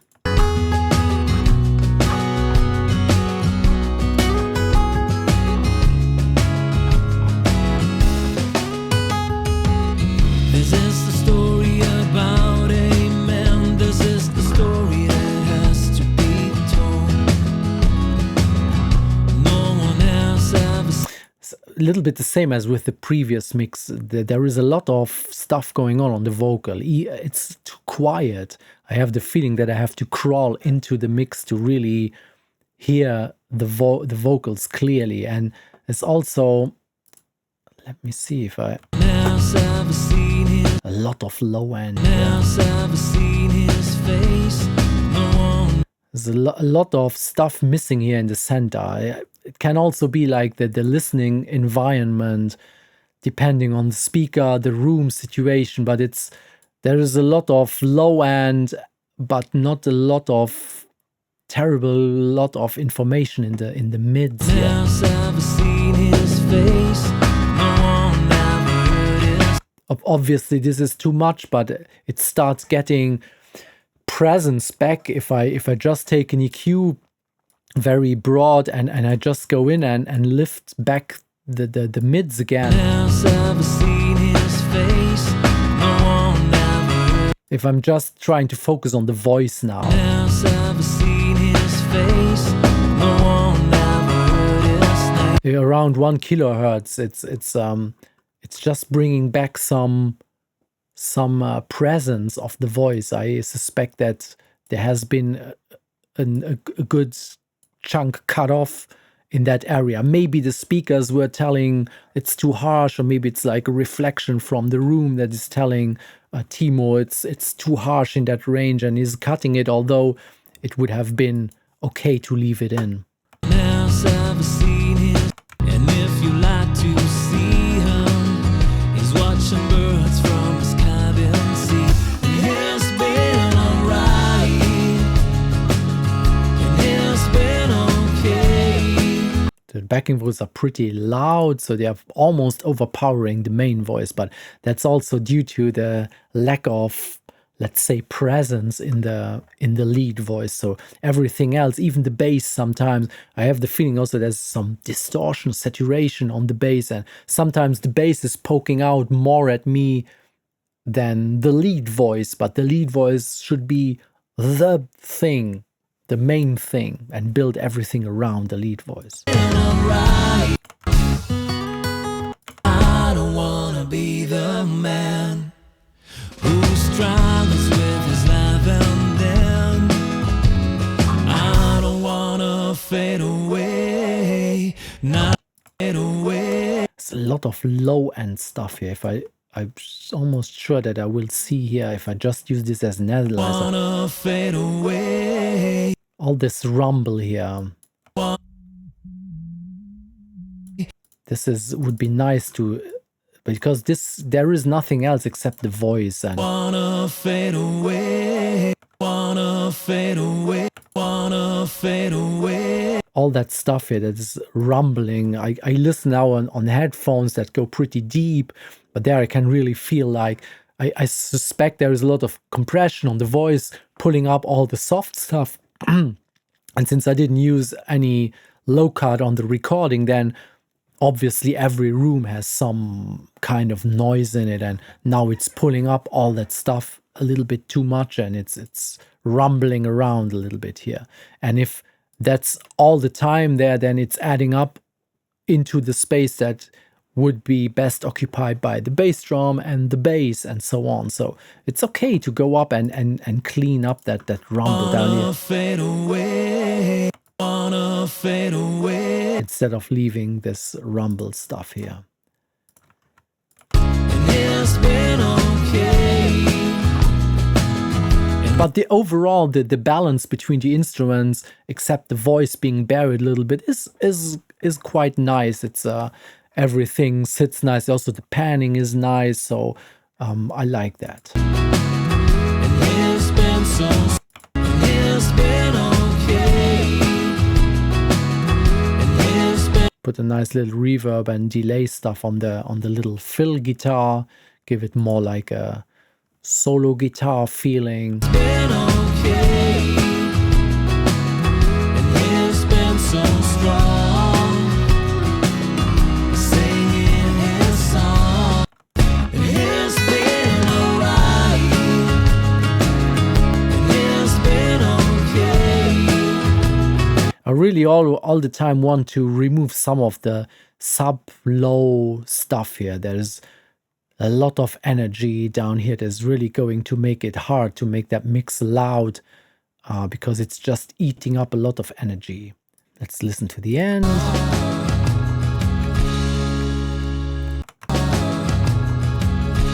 Also, the last hit, you can really feel that there is some compression or stuff. It's really getting pulled down, and probably because there is so much low end on the bass drum, or maybe enhanced on the rooms or whatever, that it's really giving a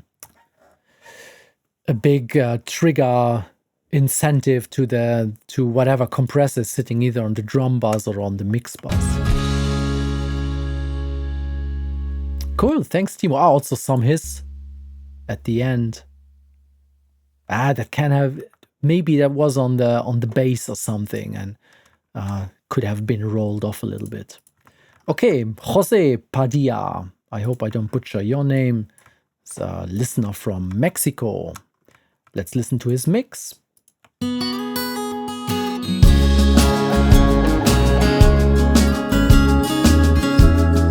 Okay, Jose changed a lot. He copy-pasted in the Hammond organ right to the start. And he added a guitar that has not been there before. He didn't like the one that was there, obviously.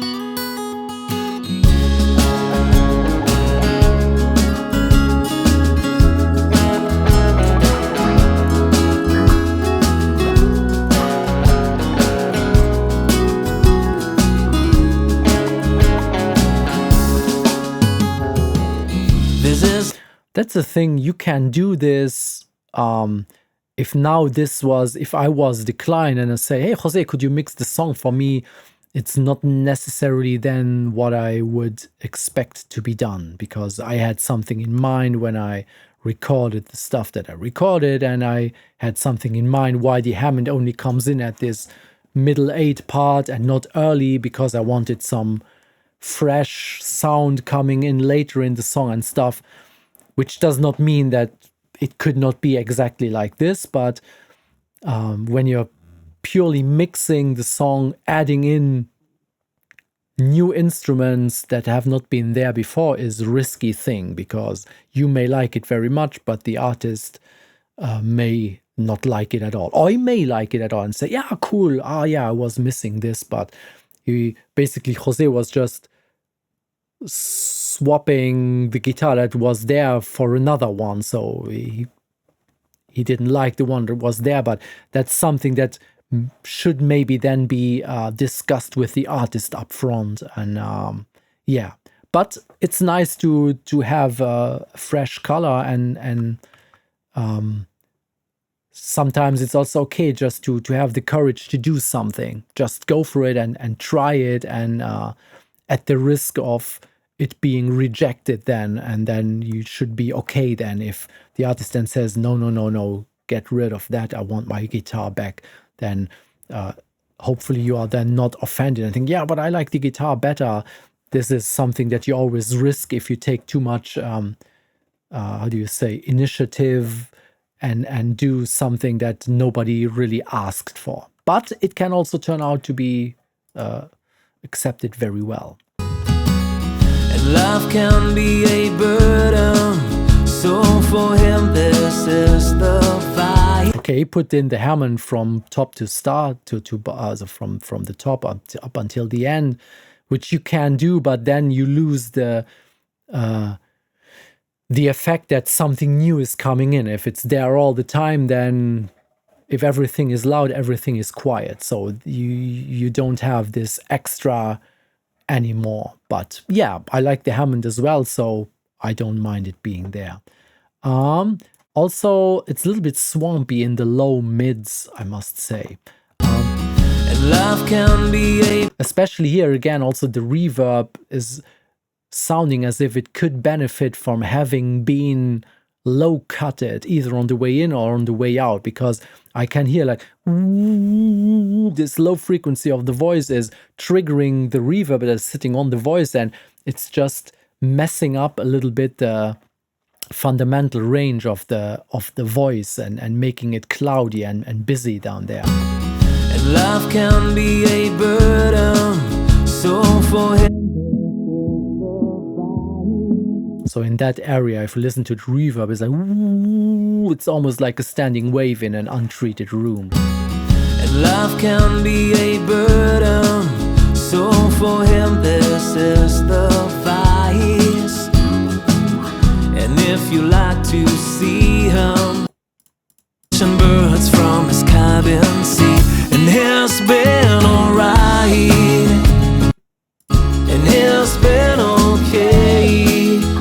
Generally, the levels are fine. The way the instruments are leveled and panned is fine. And he's been but here, for example, and on the fundamental of the voice, there is some cleaning up either on the voice, on the vocal itself, or on the reverb would have been a good idea. Here. If you check out and focus on this area for a second.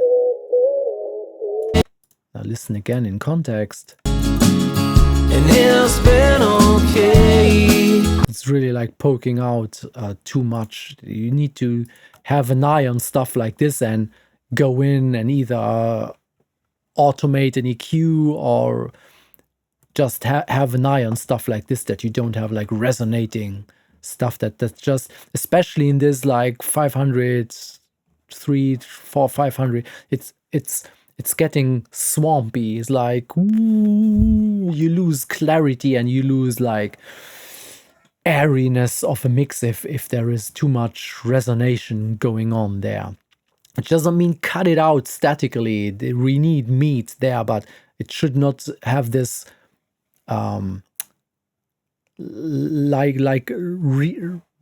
reverby character to it. So like a standing wave in a room. Like if you would look at a waterfall diagram and see like there are certain frequencies that just stay there much longer than other frequencies. It should somewhat be in how do you say, in harmony with each other, not certain frequencies being double as long in time as others, because then it's just feeling muddy. And he's been okay, and he's been wanna be the man who struggles with his life, and then I don't wanna fade away. Yeah, so it's like a general EQ thing. It's a lot of low end, a lot of 500 hertz-ish thingy going on. And if that would be a little bit cleaner, then the whole mix would shine a lot more. And he's been okay, and he's been so strong, singing his song, and he's been alright. But generally good atmosphere in the song. I like the way the reverbs are done. I like the way it's balanced and the way it's panned. It's nicely done. This is more like I guess like a monitoring or fresh ear thing, just to get a little bit fresh perspective, and then stuff like this will jump at you, and you will see, this is resonating, or we have too much in that area, and clean it up a little bit, and then the mix is really fine. Okay, the next mix we are going to look at is from Henrik. Let's listen to it.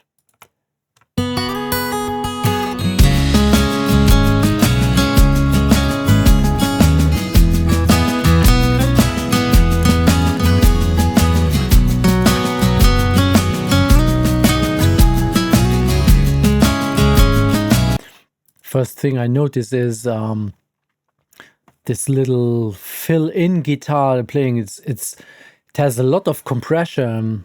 I didn't put a lot in my mix, and I notice now, because there are details coming up, that I played very subtly, but he pulled them into the foreground, which is nice.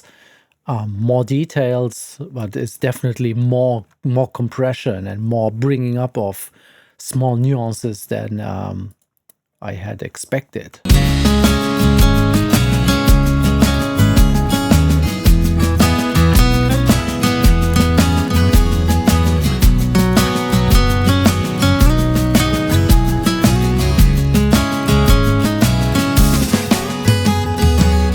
This is the story about a man. This is the story that has to be told. No one else ever seen his face. No one ever heard his name. And life can be a burden, so for him this is the fight. And life can be a burden. I noticed that in general there is a fair amount of compression, and it gives the song a sense of more urgency. If I compare it to my mix, mine is a little bit more relaxed. The mix from Henrik is more, it has more, how do you say? More urgency is the best word that I can come up with. It has more presence in the higher mids, and the amount of compression also gives it really a lot of density and of, pushing forward. And life can be a burden, so for him this is a vice. And if you like to see him, he's watching birds from his cabin seat. And life can be a burden, so for him this is the vice. And if you like to, I imagine that if Henrik was mixing a metal song, he would get like a very nice, aggressive, straightforward, in your face sound. For this song, I wonder if it would also be okay to have it mellowed out a tiny little bit, a little bit less of this, what is it here? be a burden. Like 2.5K presence, and I'm slightly lacking a tiny little bit of the fundamental range of the voice. Be a burden, so for him this is the vibe. So the voice is getting a little bit thin and more aggressive. It's one way to do it. There's, as always, there is not just one way to do it. I would have preferred it to be a little bit more relaxed and not so aggressive sounding, but all in all, the balance is nice. The panning is nice. The way the effects are sitting is actually pretty nice. So it's definitely one way that you can do it. And he's been alright, and he's been okay, and he's been so strong, singing his song, and he's been alright. I can see that obviously there is some limiting going on to achieve the loudness, and he seems to have put the ceiling of the limiter to around 0.9 decibel.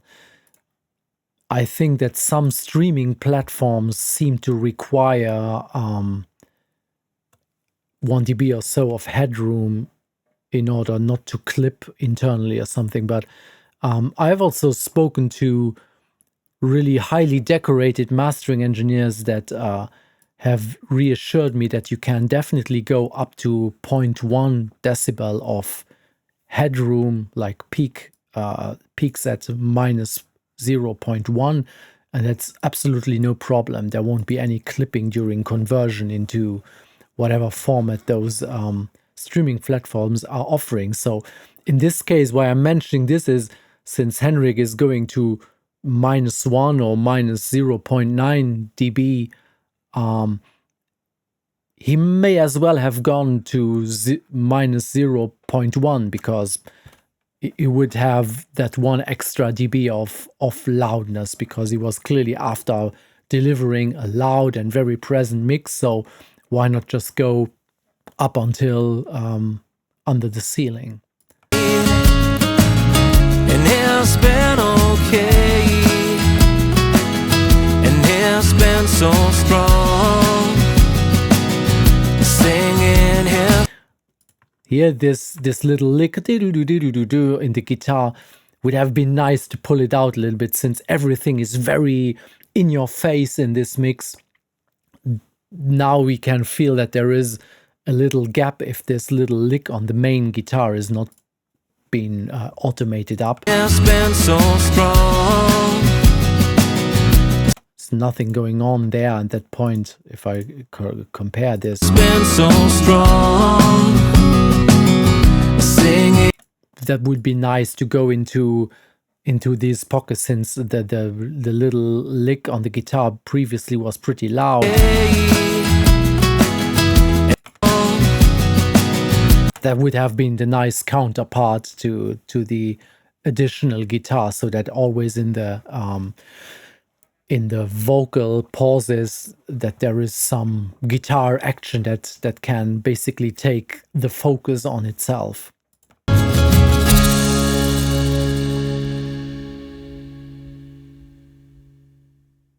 Oh, what is this low end bumping? Let me have a look if I can see it in the analyzers. It sounds like gung, gung, gung, something.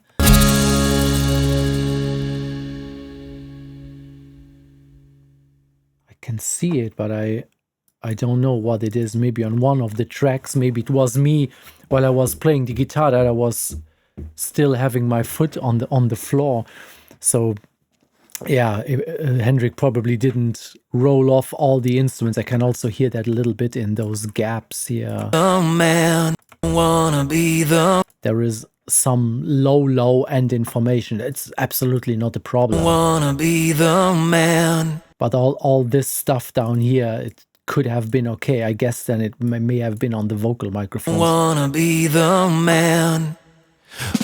This tiny bit of rumble on most of the speakers. You will not hear this, but now on headphones that go down to 20 hertz, more or less flat, you can hear it, and on a big stereo system, you may also hear it. It's not a big deal. I just wonder what that is. In the end, it does make a boom, boom, boom, boom, and a very low frequency, like bumping. Maybe it was really me stomping with my foot or something.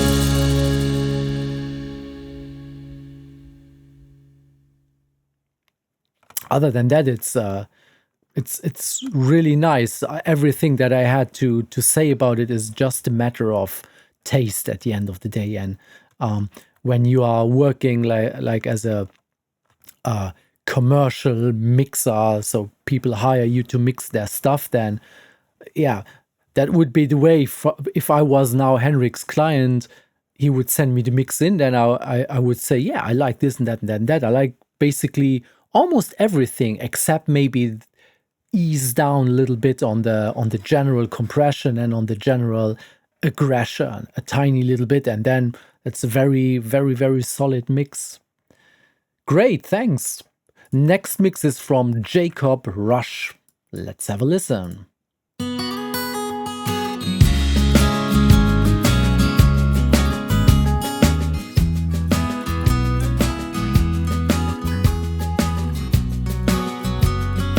I already listened to the songs previously over the speakers, and I see that I put a limiter on just to not to catch any peaks, but just because the mix is pretty quiet. So there's a lot of headroom that could be filled up without even using any compression or limiting. So don't be shy, just really use the range that you have and go up until minus 0.1 dB.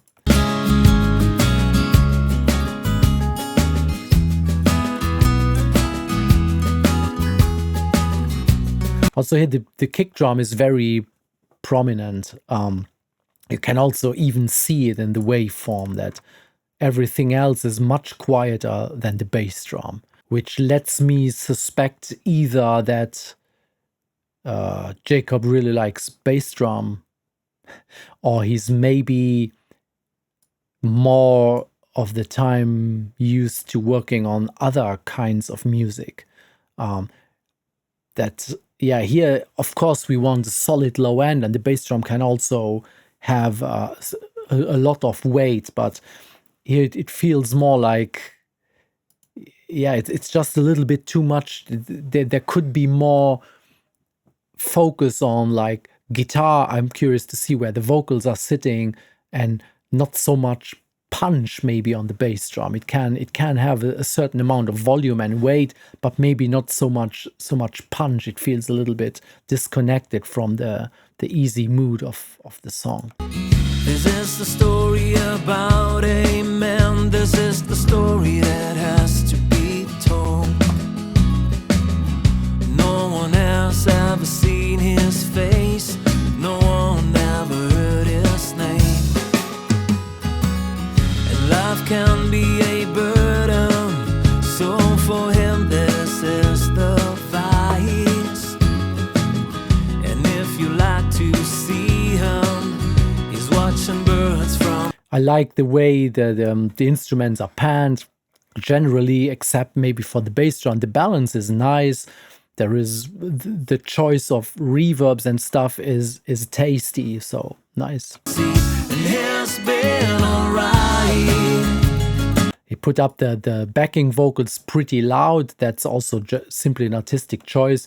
I tend to leave more focus on the lead vocal, because if suddenly like 25 guys chime in and like, hey, we sing also, then it it changes a little bit this solitary singer-songwriter character. So you don't have that one guy with his guitar anymore, but it feels more like a group, which is fine. It's just it's a choice, let's say. Been alright, and it's been okay, and it's been so strong, singing his song, and it's been alright, and it's been okay, and it's so strong, singing his song. If I now switch back to my mix, my bass drum is also not too soft, but everything else is also more upfront. So what I'm missing a tiny little bit in Jacob's mix is like that everything could be more present somehow. It's I know it's really not easy if you're not making, let's say, the kind of bus processing that I'm using, like a lot of different steps. If you're going more like the let's call it old school approach, like just maybe a limiter on the Mixbuss and then not too much processing on the individual tracks, it's really not so easy to get a mix that is very present and everything is very clear. But I'm missing a tiny little bit of this general presence, so that the song is coming out of the speaker at me instead of me having to dig in a little bit and you know what I mean. It's either the mix comes at you or you have the feeling that you need to pay it a little extra attention just to get really into it. That's maybe the main difference. Other than this, it's generally the balances and the reverbs and the panning and everything is really, really nice. From time to time he prays to God, even though he doesn't believe at all. But when at night his fears tie him down, I don't wanna be the man who struggles with his life, and then I don't wanna fade away, not tomorrow and not today. And it's been alright, and it's been okay. Yeah, it's basically the same as before. Backing vocals are very loud, which can be like this, but yeah, I would prefer a little bit more focus on the lead vocal, that they are really the king, and everything else is basically the surrounding of the voices. But here the voice is a little bit buried in the mix, but it's okay. I think a really cool mastering of this could resolve a lot of the little, let's call it, issues that this mix would have if you just compare it like to a finished product. And this is, if you send out a mix to a client to approve or to give you feedback on, he's going to compare it to a song that has been commercially released. So, and then if you say, yeah, but it's not mastered yet, this is still, I don't know if that's a terribly good idea, that you don't try to deliver something that is really like, this is it. It could be released just the way it is. There is no absolute necessity for a mastering to be done. It would be nice to have, and you could maybe improve slight things. But to me, a mix that you deliver should be able to just be released the way it is without necessarily needing a mastering.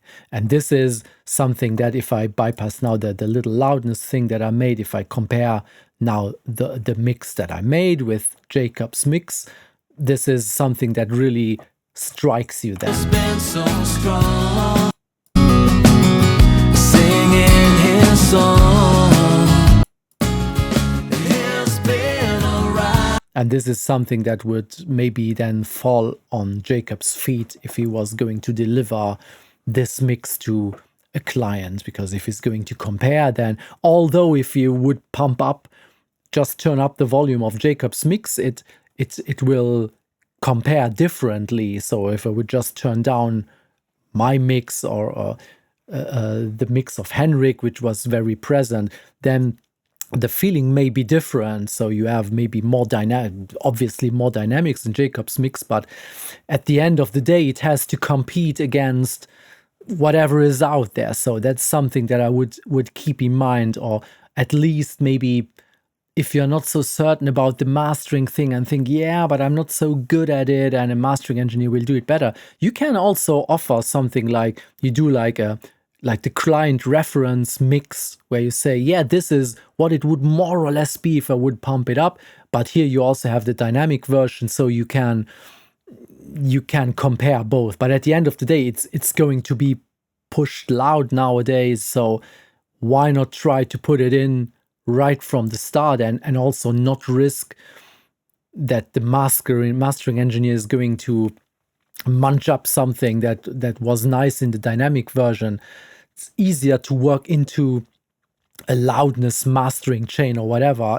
If you ask me, someone else will maybe have a different opinion, but if you're working into that chain and then try to preserve all the balances that you have, then there will also not be a bad surprise when it's coming back from mastering. Because here, for example, the bass drum is really poking out, and I'm not sure what will happen to that bass drum or to the overall track if that bass drum is going to trigger any compression or limiting that's going to happen during mastering stage. So yeah, maybe be a little bit more courageous into loud, especially nowadays, since everyone is awaiting you to have like a pretty decently loud mix. He won't believe, and has been alright, and has been okay.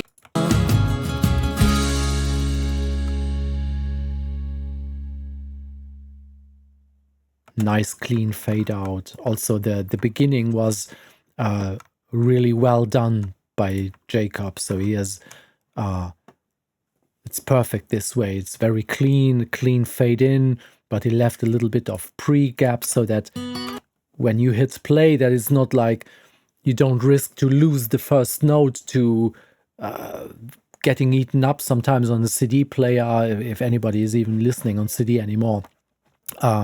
That the first split second is faded in or get cut away. So this is really the format thing is really well done. I think this is, from all the mixes that I got, is the cleanest start and end thing.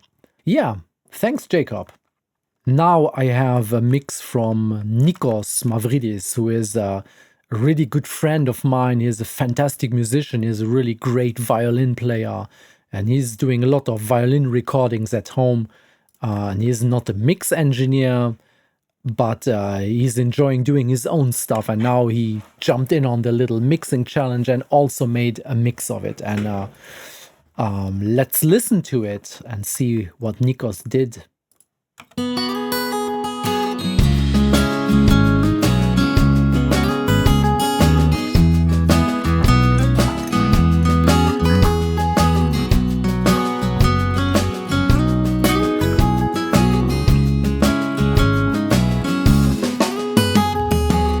This is the story about a man. This is the story that... The voice is very present, which is basically cool for singer-songwriter stuff, but here it's a little bit over the top, because it's like you are in the thing and then boom, the voice comes out and it's pretty loud. And Nikos used a ton of reverb, which is an artistic choice. I talked to him about the mix already, and I gave him a little quick feedback already, and then he also said, yeah, but he did this on purpose because he felt that the song was, for his personal taste, a little bit too lame without anything happening extra. So that's why he tried to compensate for the, let's say, the straightforwardness of the song by adding a little bit more effect. And also later his backing voice are going to be pretty loud because he wanted to set some accents and some color into the mix, which is an interesting idea. The question is only from which point on is it maybe a little bit over the top. This is the story about. Especially here we have the problem that he has some resonance and is amplifying the resonance with his reverb in this Story about it. In this 400 hertz region. If I just point out now where the region is, and then if you pay attention to it, you can hear really the reverb like heavily amplifying this region that could have been controlled a little bit more in the raw track, and at least maybe EQ the reverb tail, or better even EQ the input into the reverb so that it's not amplifying this. I have the feeling is like using some kind of plate reverb, maybe something a little bit more vintage style, and maybe that special reverb has a tendency to overpower a little bit those mids, and now here it's not doing him the most perfect service because it's amplifying this resonance this way. Story about it. If I remove the boost now and you pay attention to this. This is the story about a man. This is the story. Michael is singing is a lot on one note, and too bad that this note is really triggering this resonating behavior of the reverb. Story about a man. This is the story that has to be told.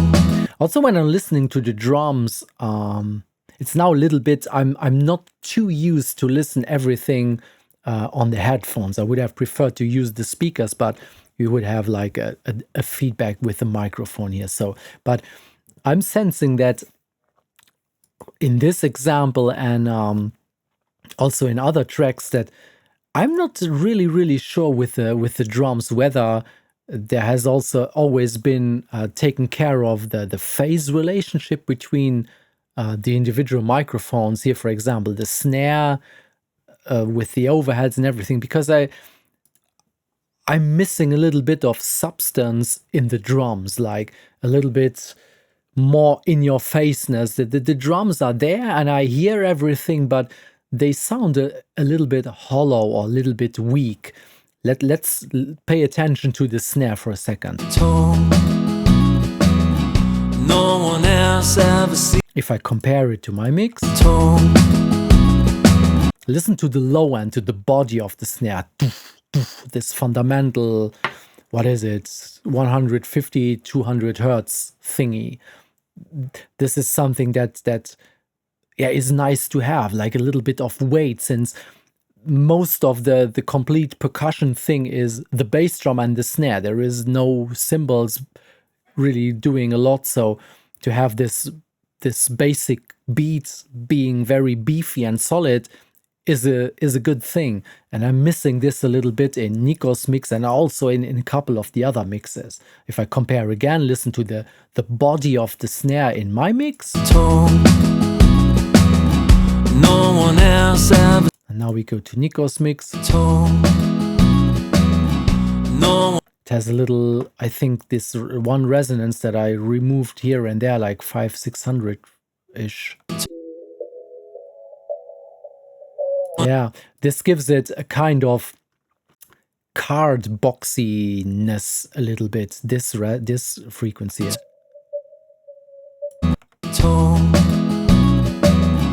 No one else ever seen his face. No one ever heard his name. If I remove this, that already helps. Okay, you could argue, yeah, why, if it's so annoying, that frequency, why didn't you remove it or tune away in the recording? Well.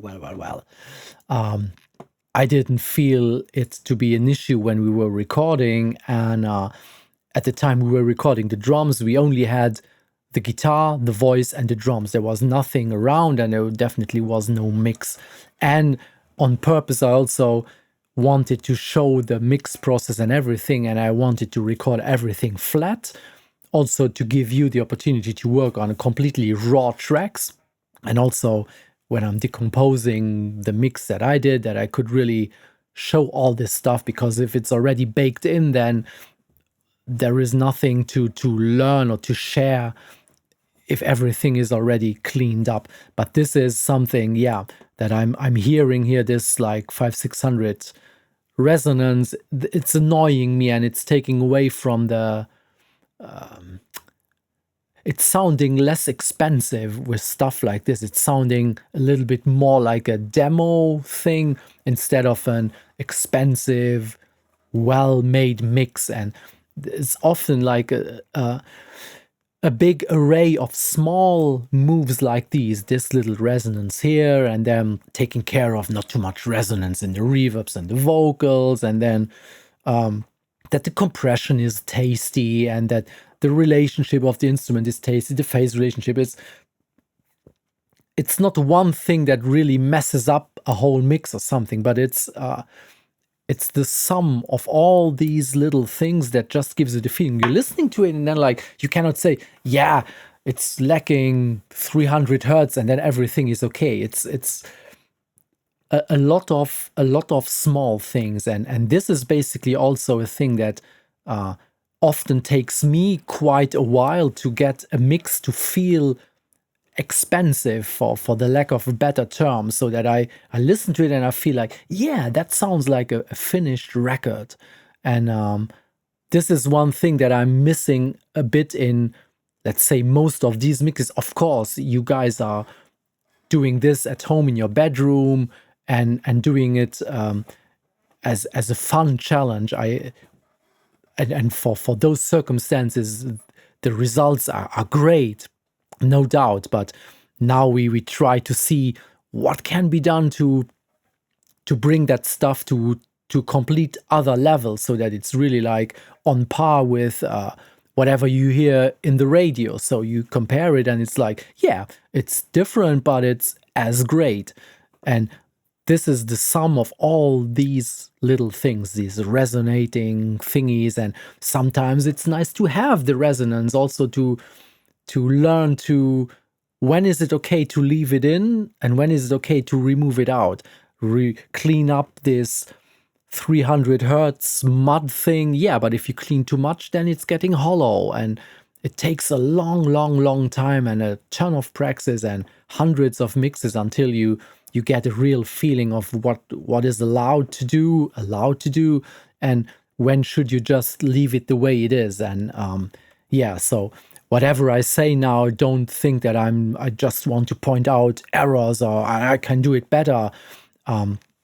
That's not the message that I want to bring across. But obviously, if I try to point at some, let's say, weak points, or that is going to be more beneficial to whoever is watching this and maybe struggling with stuff than if I just only point out the good stuff. So forgive me if I'm sounding more negative than I'm actually feeling, but I have the feeling that this is giving you the most benefit. So let's continue listening. No one else ever seen his face, no one ever heard his name. And life can be a burden, so for him this is the... Basically, the levels are fine when the extra guitars come in, and so they all have their place. It is panned nicely. The balance is fine. I'm really mostly bothered a little bit by this resonating thing on the snare and a little bit too much reverb on the voice, and that this reverb is also like resonating a little bit too much. Birds from his cabin seat, and he's been alright, and he's been okay. Okay, the backing voices are very loud and proud, but I know that he did this on purpose because, okay, this is the chorus. I want to bring in a change and want the song to be bigger here and not so uniform across the whole song. And this is something that is yeah, it's a good idea to, if there is a new element that's coming in, let's give it some boost and not to hide it too much. You could argue if it's a little bit over the top, but yeah, it was, at least it was a choice that was made on purpose to serve, yeah, to serve a purpose, and that's always a good thing. And he's been so strong, singing his song, and he's been alright. The S's are also still a little bit sharp in the voices. Some de-essing or this compression thing with a boosted high end in the sidechain path of the compressor would help in this case, or just automate them down a little bit. Because if the S's are too abrasive, then it's also getting annoying at some point. I know it's not easy, and sometimes it's the S's, they don't do a really good job, and they remove some S's but others too much, and some they don't really. I'm still waiting for a really intelligent, good de-esser to appear on the market. I would buy it instantly, but more often than not, I feel also the need to go in and do a lot of manual work, either volume automation or clip gaining or spectral editing. I would really enjoy having like a really good de-esser that's taken care of. As for example, my S is annoying me all the time. I have a whistling S, and I don't have one de-esser that is really nicely taking care of this. I try to do stuff to get rid of it, but yeah, if anybody knows a really good de-esser that really takes care of also not only there is a S, I reduce it, but maybe can identify a whistling S or something like this. If you know something like this, please let me know. I don't wanna be the man who struggles with his life and then. Yeah, it's more like a vintage kind of echo chamber or plate reverb on the voice. It's not a bad thing, it's maybe just a tiny bit, yeah, too much. Let's see how we did the end.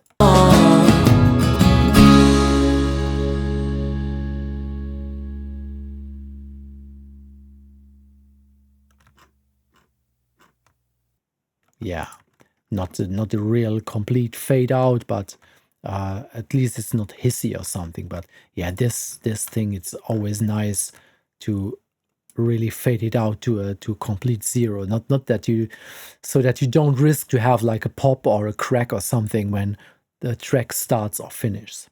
Cool, Nikos, thank you for bringing in this mix. We have 4 more mixes to go. I know this is an eternally long video, and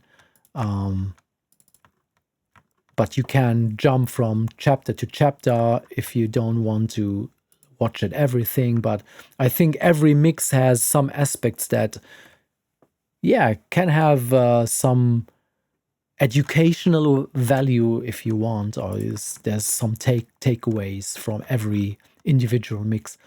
Here I have a mix from Alex. Let's listen to his mix.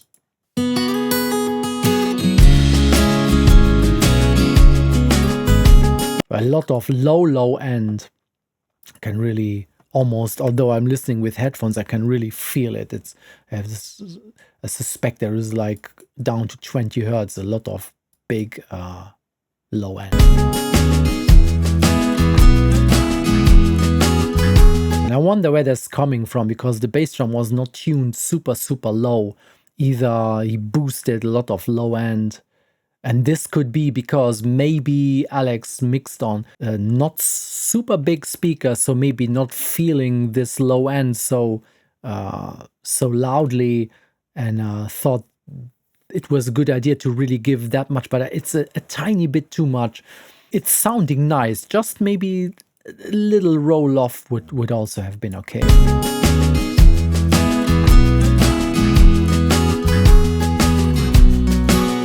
On the other hand, the snare is also pretty tiny. Maybe bringing up the top microphone a little bit with a little boost on the fundamental of the snare would have been okay. Again, if I compare it to my mix. So the thickness of the main hits. And here the snare is more like tick, tick, tick. It's almost as if there was some phase cancellation going on between top and bottom microphone or something along that way. It's just I'm missing the fullness in the snare.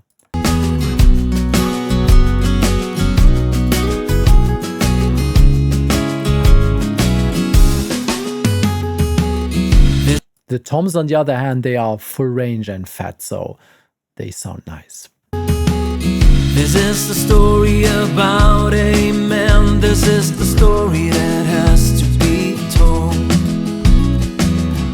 No one else ever seen his face. No one ever heard his name.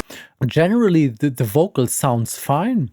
We could talk about the choice of effect that's using it. It sounds as if there was kind of either slap echo thingy, or at least that the reverb has like distinct pre-delay, which basically is a cool thing. If you have pre-delay on the reverb, then it lets you leave the voice up front and the reverb come a little bit later so that you don't move your voice into the room too much. But what I can also hear is that the reverb could have benefited from a high cut on either the way into the reverb or from the reverb out, because I can hear every S, every T really like a shh, shh, shh. It's like opening up a little hissy reverb tail if you pay close attention to the reverb of the voice for a second. No one else ever seen his face.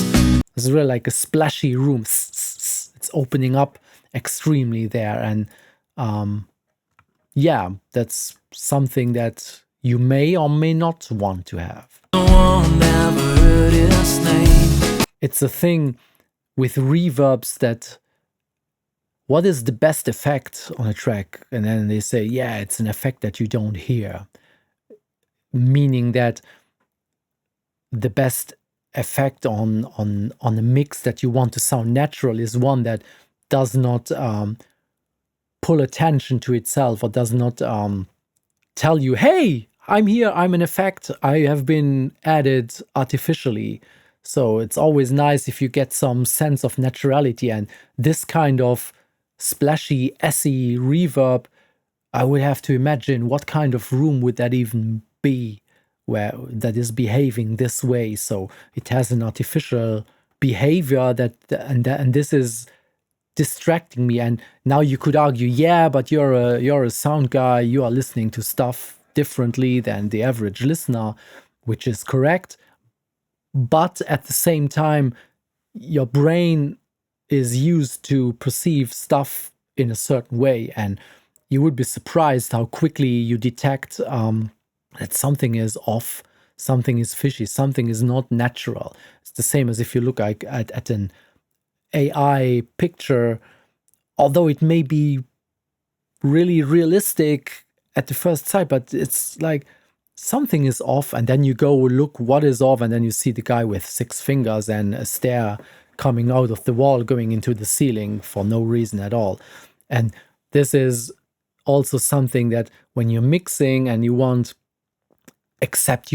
like an unrealistic atmosphere, which is also perfectly fine. But if you want to get like a naturally sounding recording, that you may want to pay attention to stuff like this. Do the effects sound natural? And if not, what is it that makes them not sound natural? And in this case, it's the quantity, a little bit too much for my taste at least, and the splashiness, the high end, as if there was no cut off or roll off of the highs whatsoever. And it's like shh, shh. It's really like, yeah, very artificial sounding. It's been alright, and it's been okay, and it's been so. All in all, the balances are great. So there is nothing that is completely out of place. The general balance, meaning the volumes of the instruments, also the way they are panned, it's fine. I think this is like fine-tuning this yeah, this processing thing a little bit, and then there is a, I can feel in a lot of these mixes there are a lot of good instincts, you know, and this is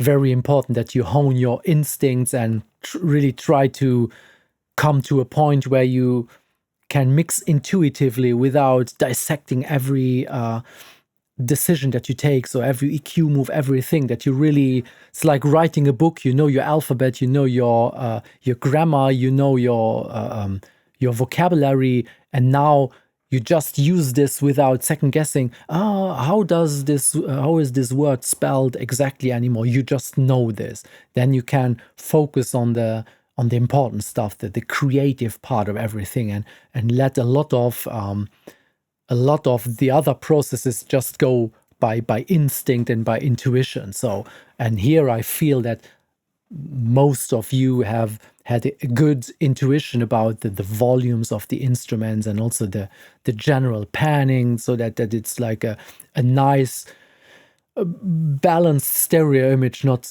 I haven't had one mix now where everything was pulling to one side, for example, which sometimes can happen. You pull all the guitars to one side, and but there is no such thing in the mixes that I've heard so far.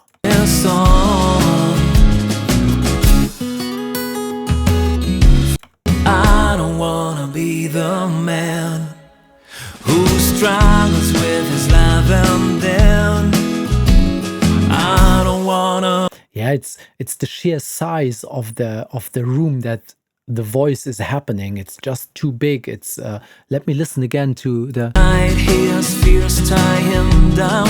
He whispers. For example, if I listen to the drums, they seem to happen in a pretty small room.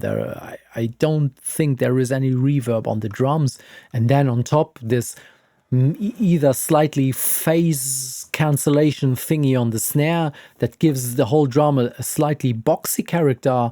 And then you have as a contrast, you have the voice that is like in a big hall.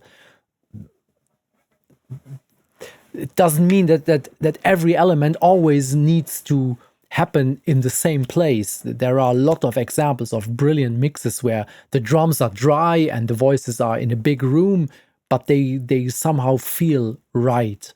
Not everything has to be in the big room or in the small room, but if you have like the feeling, it's just too much of a contrast, then it's worth checking for stuff like this. If everything is feeling as if it could have been somehow one realistic performance in one realistic room or something.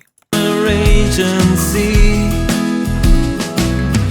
but in the end, he won't believe, and he's been alright.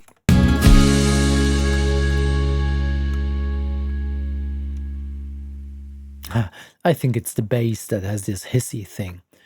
So Alex did not roll off or fade out the bass in a way that the hiss is gone in the end. This is like, yeah, attention to detail that adds to this sensation of having like an expensive mix where you really feel that everything has been taken care of. You didn't leave anything unnoticed. This is something that I try to do. Of course, for everyone, something is going to slip through that you didn't notice, or you were distracted by the 10 million other parameters that you have at your hand. But yeah, like the beginning of a song, the first thing that you hear that this is really like nice. The very ending, obviously, yeah, that there is that it has a nice ending that wants you to maybe listen to it one more time, or paying attention to all these tiny little elements. And sometimes one thing is when, especially if you are not mixing every day or something, that you're sitting there and then there's so many tracks, so many plugins, you're overwhelmed with decisions that have to be taken, that you forget to listen to a mix just as if you were the one who was listening to the song. Because I guarantee you that you would maybe not take some of the decisions that you take if you were listening to the music the way you would be listening if you didn't have a mixer in front of you or a DAW or whatever. You would be listening to the song and say, wow, this bass drum is loud. But why does one not hear it when he's at control of it? It's because there are 5 million other things to be taken care of. This is one of the big challenges when mixing, especially if you start having a session with 100 or more tracks where everything really has to coexist and you have a lot of decisions to take. And this is very, very challenging. So yeah, but it's what it is. And this is also the thing that is time consuming, where the people who say, yeah, I'm mixing every song in 90 minutes, where I think, yeah, but you may get like a very good basic thing going, no doubt, why not? But taking care of all these elements, all these little details, beginnings, endings, this reverb tail, or maybe in this part is blah. There's so many little things that if you really want to go into detail and do all these little automations and all the things, it just takes time. That's just the way it is. Alex, this was really, really not bad. Thank you. Rune Carlsen has the next mix for us. Let's listen to what he did.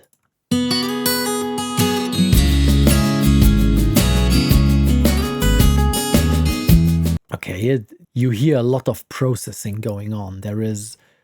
It's feeling unnatural. Now it's difficult to say what it is, but it sounds carved out. There is stuff missing, and I know, since I know the source material, I know that the guitar was fine, and it could have been the way it was on its own without the necessity of really going in and carving a ton out of it. So now, difficult to say what exactly has been done, but it sounds somewhat processed. And I also suspect this thing like, okay, now I'm going to mix it, I'm going to do stuff, I want to make it better. And then the more you tweak stuff, especially if you do like heavy tweaking, you really get used to the way stuff sounds, unfortunately, too quickly.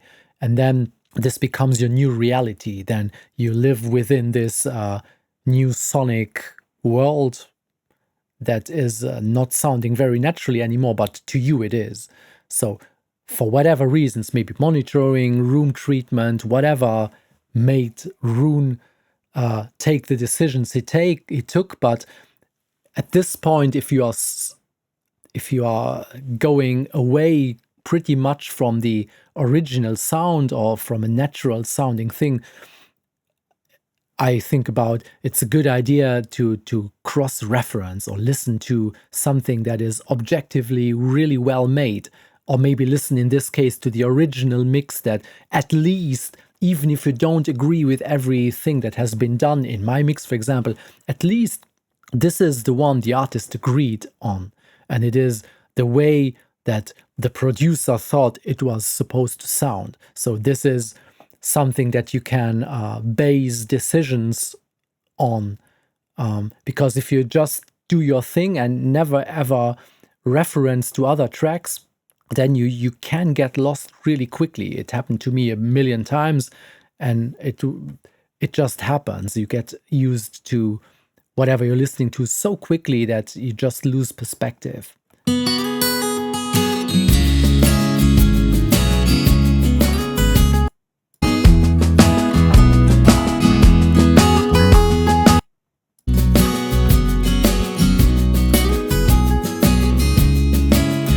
This is a huge dip in the mids. I don't know why that is. Maybe I can only suspect that it has something to do with the listening environment of Rune. Maybe his speakers are very mid-focused and seem or tell Rune that he has more mids in his mix that he actually has. Or maybe he has a room that is too reverberant and everything is resonating and giving him the impression that there is too much mid-presence for whatever reason, and he thinks, I'm pulling it out, and then maybe at his place this mix is sounding far better than it is now in my place. If you're struggling with room stuff, it's a good idea to check on headphones or do a lot of decisions, at least the frequency stuff or the reverb tail stuff that you may not be able to hear that well in your room because of reasons that here you don't have the room influence. You are within a controlled space somewhat, and you may not end up with a huge dip in the mids, especially if you then cross-reference to like reference tracks. Let's see what happens if I pull back a little bit in those mids. You can really see it, the complete smiley curve here. If I just for comparison, if I go into my mix, we're still listening to Runes, but I just have the analyzer on my track. You don't see the huge dip in the mids. It's a somewhat flat average line. Now if I go to Runes mix, a really big dip here. Let's see what happens if we just go in and fill that back up a little bit. Listen especially maybe to the main guitar. Of course, I'm messing now with everything since I only have access to the whole mix. But if we just take the guitar, for example, because it was like somehow hollowed out, I cannot grab the guitar anymore. But if I pull this in and we focus just on listening to the guitar, how suddenly the presence is coming back and the naturality of the guitar.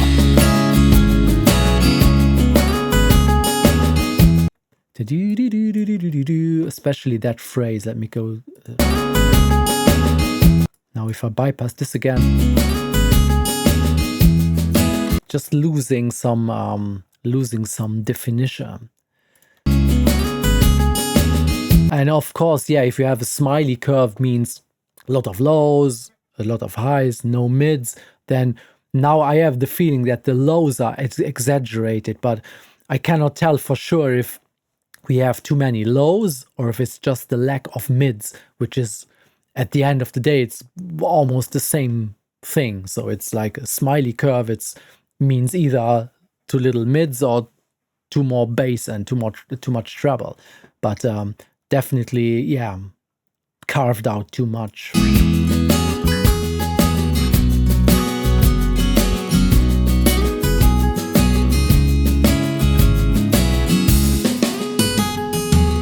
This is the story about a man. This is the story that has to be told. No one else ever seen his face. No one. Yeah, here we also have the thing with the vocal having a little bit of the resonance around like this 400-ish hertz thing, this area here. This is basically this one note that is coming very often, and it is resonating a little bit here, and without having controlled this and then feeding into a reverb that is amplifying it. We already had this a couple of times in other mixes, but here it's then, in addition to this lack of 1K presence, which is really like a very, very important area in terms of presence of a mix, the combination is unfortunately not too flattering for the general result. About a man, this is the story that has to be told. No one else ever seen his face. No one ever heard his name. Okay, I'm going to take that back out again, but this is somewhat like in this direction that I have the wish to counteract whatever has been done. It's been okay.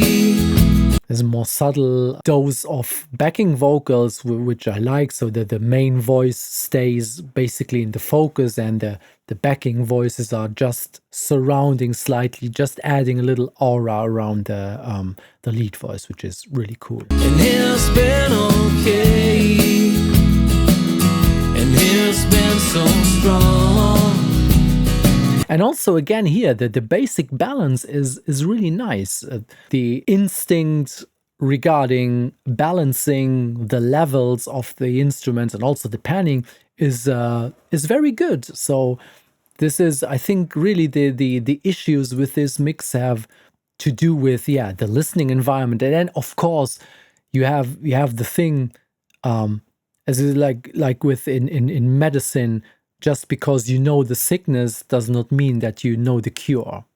And this is also difficult, especially now you have a mix with like 20 tracks or 30, 40, 50, and like you hear, okay, I can hear that something is off, but what is it and how do I fix it? And it's not, most of the time it's not fixing one thing and then everything is okay. It's like a bunch of stuff. And how do we learn this, or how do we try to say, we as the people who have doing this for decades and feel quite at ease with it, I try to share all those tricks with you, because where do you know how to do that stuff if nobody is ever showing you? So that's why I'm doing all these videos, because I'm enjoying trying to share the techniques and stuff. And I think the only thing that is going to work in long term is, first of all, watch a lot of that kind of content, be that all the mix stuff that I do on my channel and on other channels, of course, like Mix with the Masters or Nail the Mix or whatever. There are a lot of good content creators. I'm not a content creator, I'm a mixer, but you know what I mean. People who share stuff. Watch a lot of different techniques. You will pick up a lot of tools and see, I have this kind of problem. I recognize this problem. He has the same problem. And this is what he did to resolve it. And then you just collect tools. It's like you have 5 different hammers, 7 different pairs of pliers, and you know them. You have an arsenal of knowledge and tools that when you then encounter a problem and you are able to identify it, that you then also have like a cure for it. So watching a lot of stuff or trying to see how people or more experienced people do it is a good thing. And then, of course, doing, trying to evolve and do a mix and maybe redo the same song like half a year later and see how your technique evolved. And even if you have the feeling like, I'm stuck, I'm not progressing anymore, that you may be surprised that how far you've come if you compare like older work to newer work. And just keep going. If it's any kind of comfort for anybody of you, I would say that, I don't know, maybe the first couple hundred mixes that I made are complete crap. Honestly, I've heard much better stuff today from you guys out there that may do this in their bedroom than all the stuff that I made in a pretty nice environment like 25 years ago. So just don't be discouraged and keep going, keep doing. And it's constant learning, constant learning to identify problems. And this is such a big thing, just even hearing what's going on, and then your arsenal of remedies is just going to increase over time. It's not going to get any smaller, and then it will getting better and better and better. Okay, let's listen to this little voice solo thing from Rune's mix. I don't wanna be the man who... Nice reverbs, actually. I don't wanna fade away, not tomorrow and not today. Okay, let's have a look at the ending.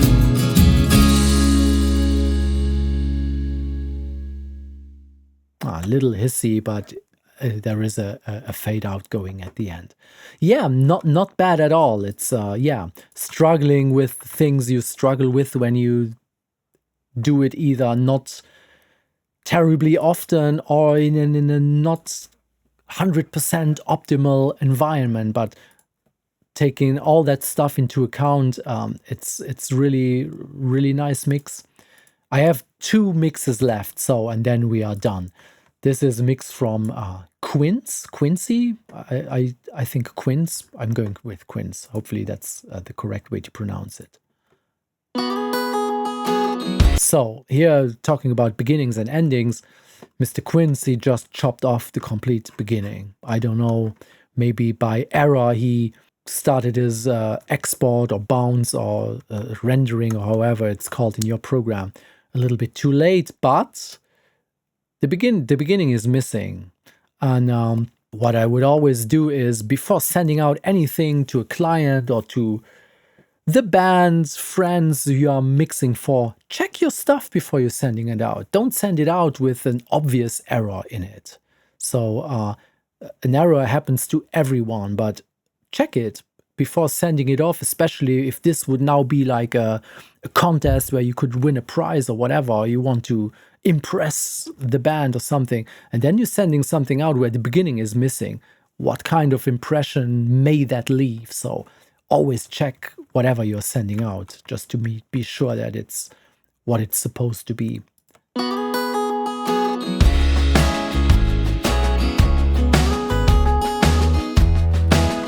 Okay, this sounds different than all the other mixes. The way that the drums sound, it has definitely a different face.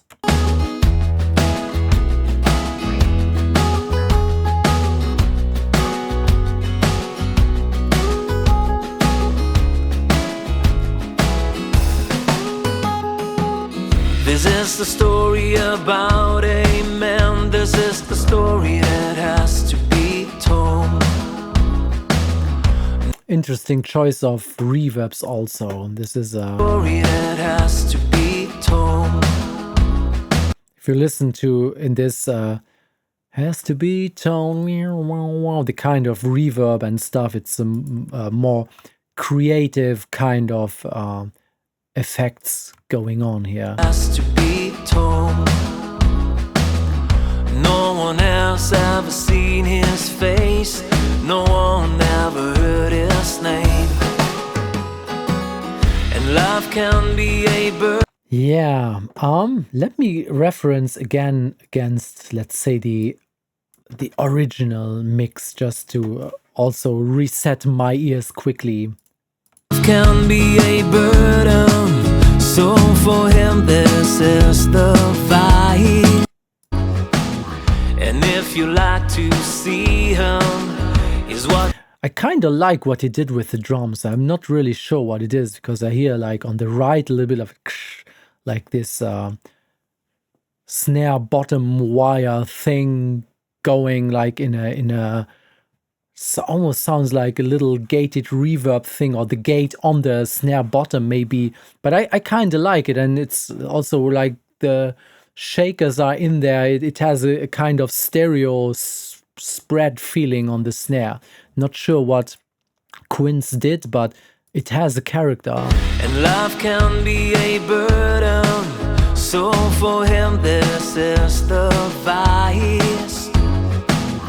It has a little bit of, and love can be a burden, so for him this is the a little card boxy texture to it, but it's hard to tell now where stuff is always coming from. But can be a burden, so it has a solid low end. I like the low end, so the bass drum and the bass is thick, but then there is a kind of a dip. The voice is sounding a little bit thin, as if the 200 hertz low fundamental has been somewhat chopped off.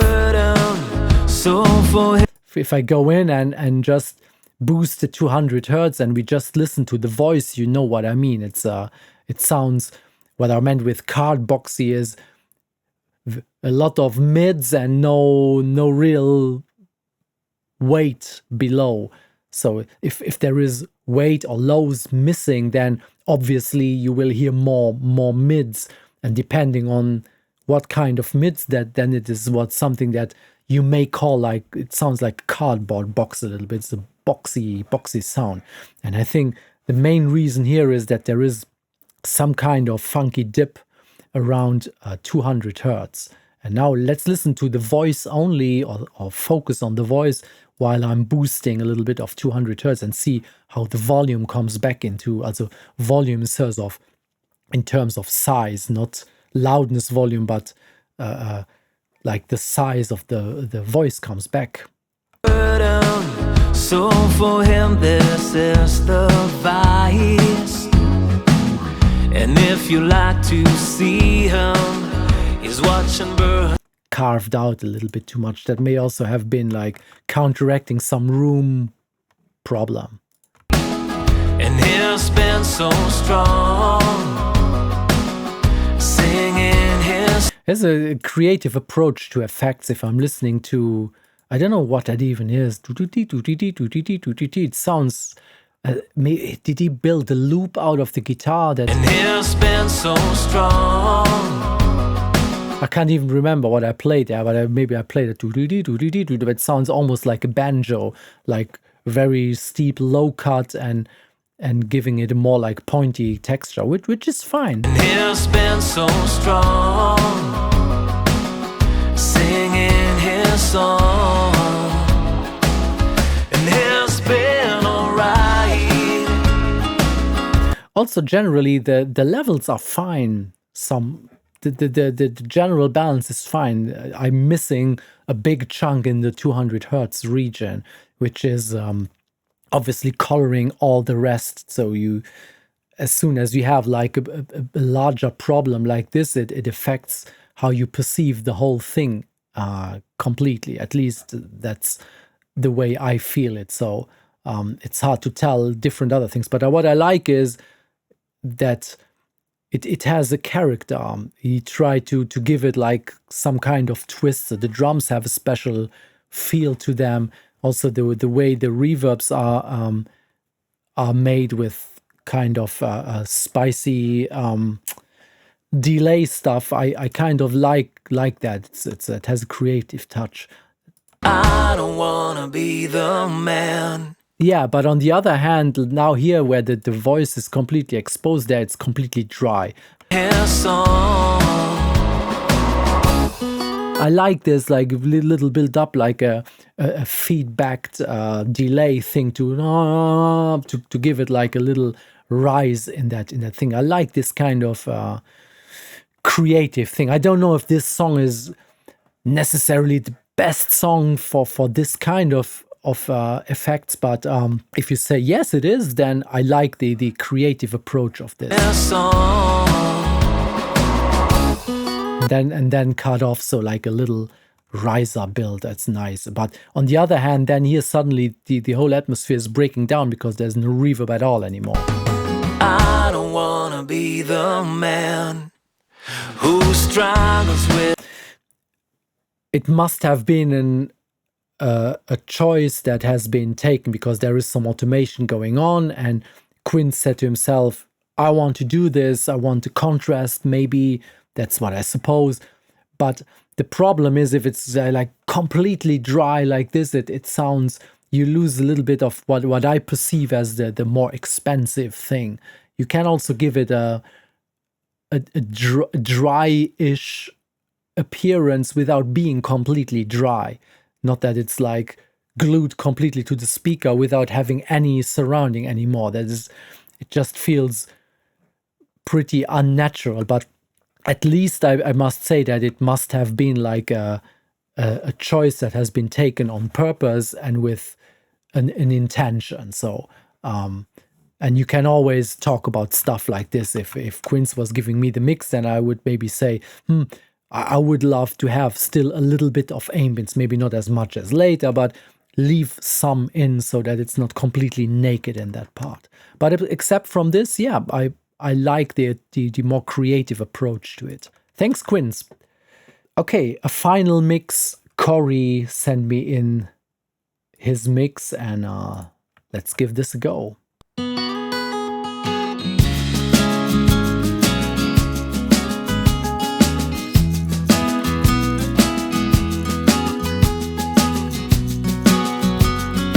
Okay, I'm going to stop right here also to point out that there is some clipping going on. Corey did not use probably not use the limiter or not set the limiter so that it is really preventing this file from clipping.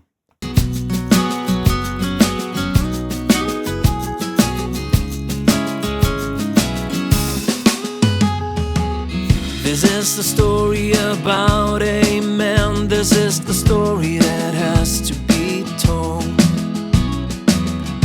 No one else. Yeah, here I am missing a little bit of bottom foundation. It is there is not a lot going on in the low register. I know the bass drum is not super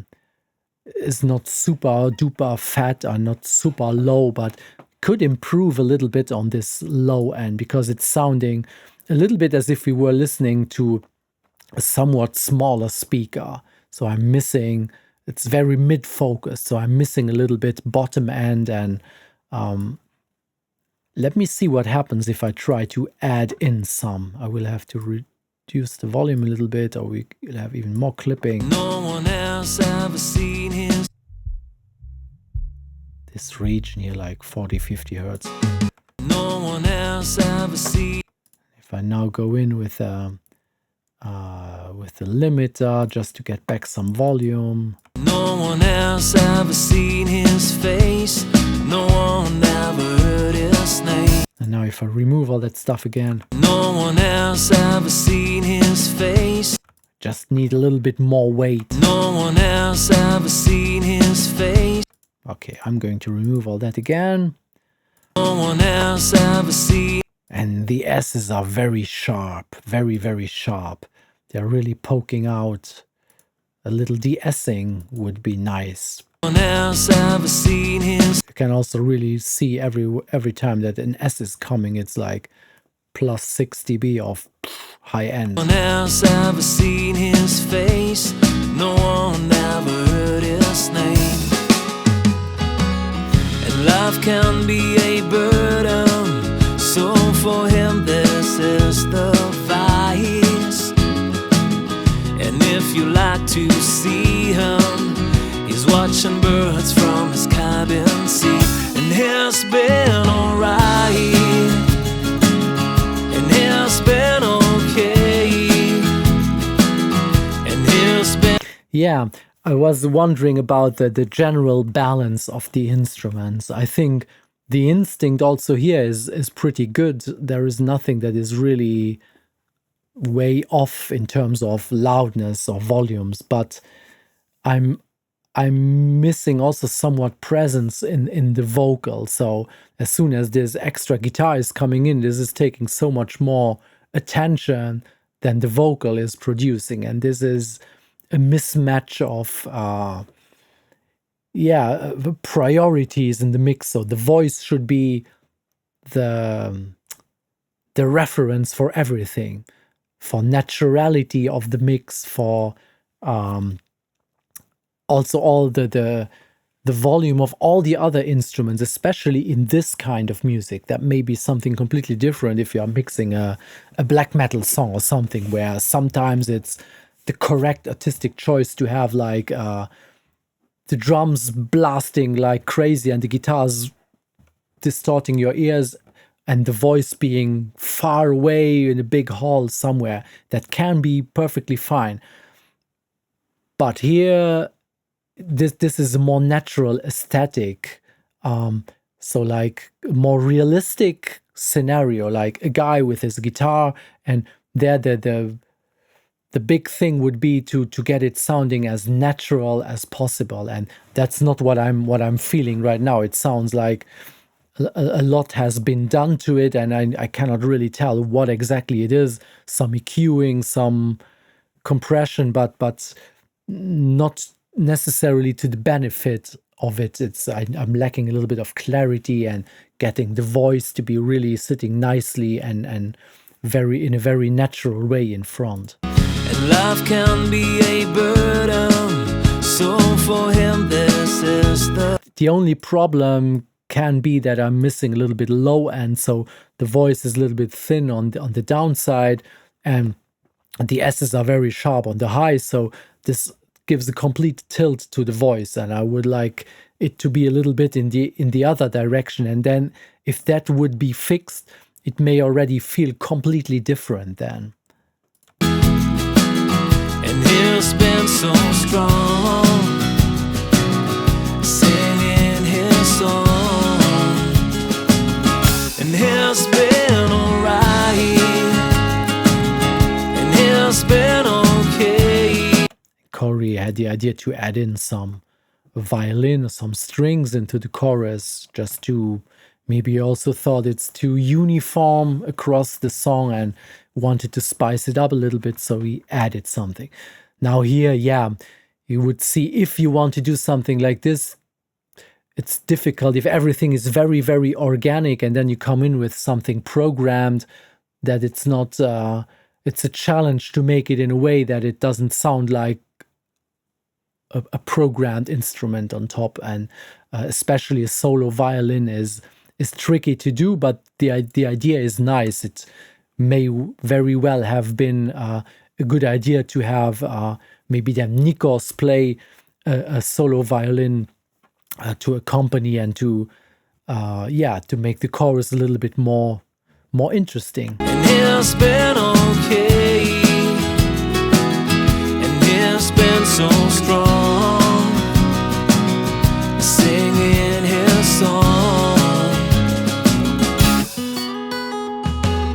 From time to time he prays to God, even though he doesn't believe at all. Yeah, as I said, that the general idea, the general instinct of the balances is pretty much fine. I think if we would have that low end restored a little bit or boosted a little bit, and a little presence in the mids and a little bit less abrasive S's on top, that would already shift everything so much. And then there is not a lot of gluing compression, so that would also help to get everything a little bit more under control and a little bit more in your face. Like this, it's sounding a little bit too bland, if you want. I would like it to be spiced up a little bit more, to excite me a little bit more. I also have the feeling I have to crawl into the mix to really be in there, or I want to raise the volume instead of the music coming at me. And I know it's not easy to do this, but especially in a natural way without it being overly hyped or something. But if we just again compare like the original mix to this, then it's getting really obvious. Time he prays to, even though he doesn't believe at all. But when at night he just tie him down, it just sounds small in comparison, and the smallness really comes from those two things: a little lack of bottom end and a lack of compactness, like taking all those loose things and making a big nice ball out of it, and making it like high density black hole ball thing instead of it being loose and a little bit on the thinner side. But except from this, a lot of good instincts, definitely. I don't wanna be the man. The effects, the delays in this solo vocal part. I don't wanna be the man. You can do this, but you always have to think about what's the purpose of that thing. Is it just so because you can? Or is it because you really love delays, which is valid? But always, and this is one of the main things when you are mixing something or producing something or recording something. It starts really with the recording, with the performance and the way instruments are tuned and the way they are captured, because recording also with drum set, you can do it in 36 different ways and get different aesthetics out of it. It's really like, how is this song supposed to sound? What's the the best sonic aesthetic that is going to work best for this song. And obviously, if you ask 10 people, you will get 11 responses to this question. But for me now, as the one who produced the song and who had like the idea for the song, I feel like it's supposed to be like a little bit intimate singer-songwriter thing. I want to see that person in front of me. I want to have the feeling that we are in a cozy room and he's playing for me with his band. And if we take this as an image, for example, then having like effects delays, they suddenly seem like out of place. You know what I mean? It's if you go to a funeral and you come in your pink dress is fine, definitely, but is the funeral the right place for the pink dress? That's the big question. It can be, but maybe it's not. And this is all the messages, like, if you're doing something, especially if it's something special, maybe just ask yourself, is it the right place for it to be? And if then you say, yeah, I think so, then okay, go for it. And obviously in this case, it was for you, but I'm questioning now, I don't know if I feel that this kind of delay is the most natural thing that would happen in a room when a singer-songwriter is singing to you. And so strong, singing his song. But all the details are there. That's a good thing. It's not very balanced sonically, like frequency-wise, but everything is there. I can hear everything. There is nothing that's getting lost. All the details of the guitar is there. The basic information is everything is there, which is already a really good thing.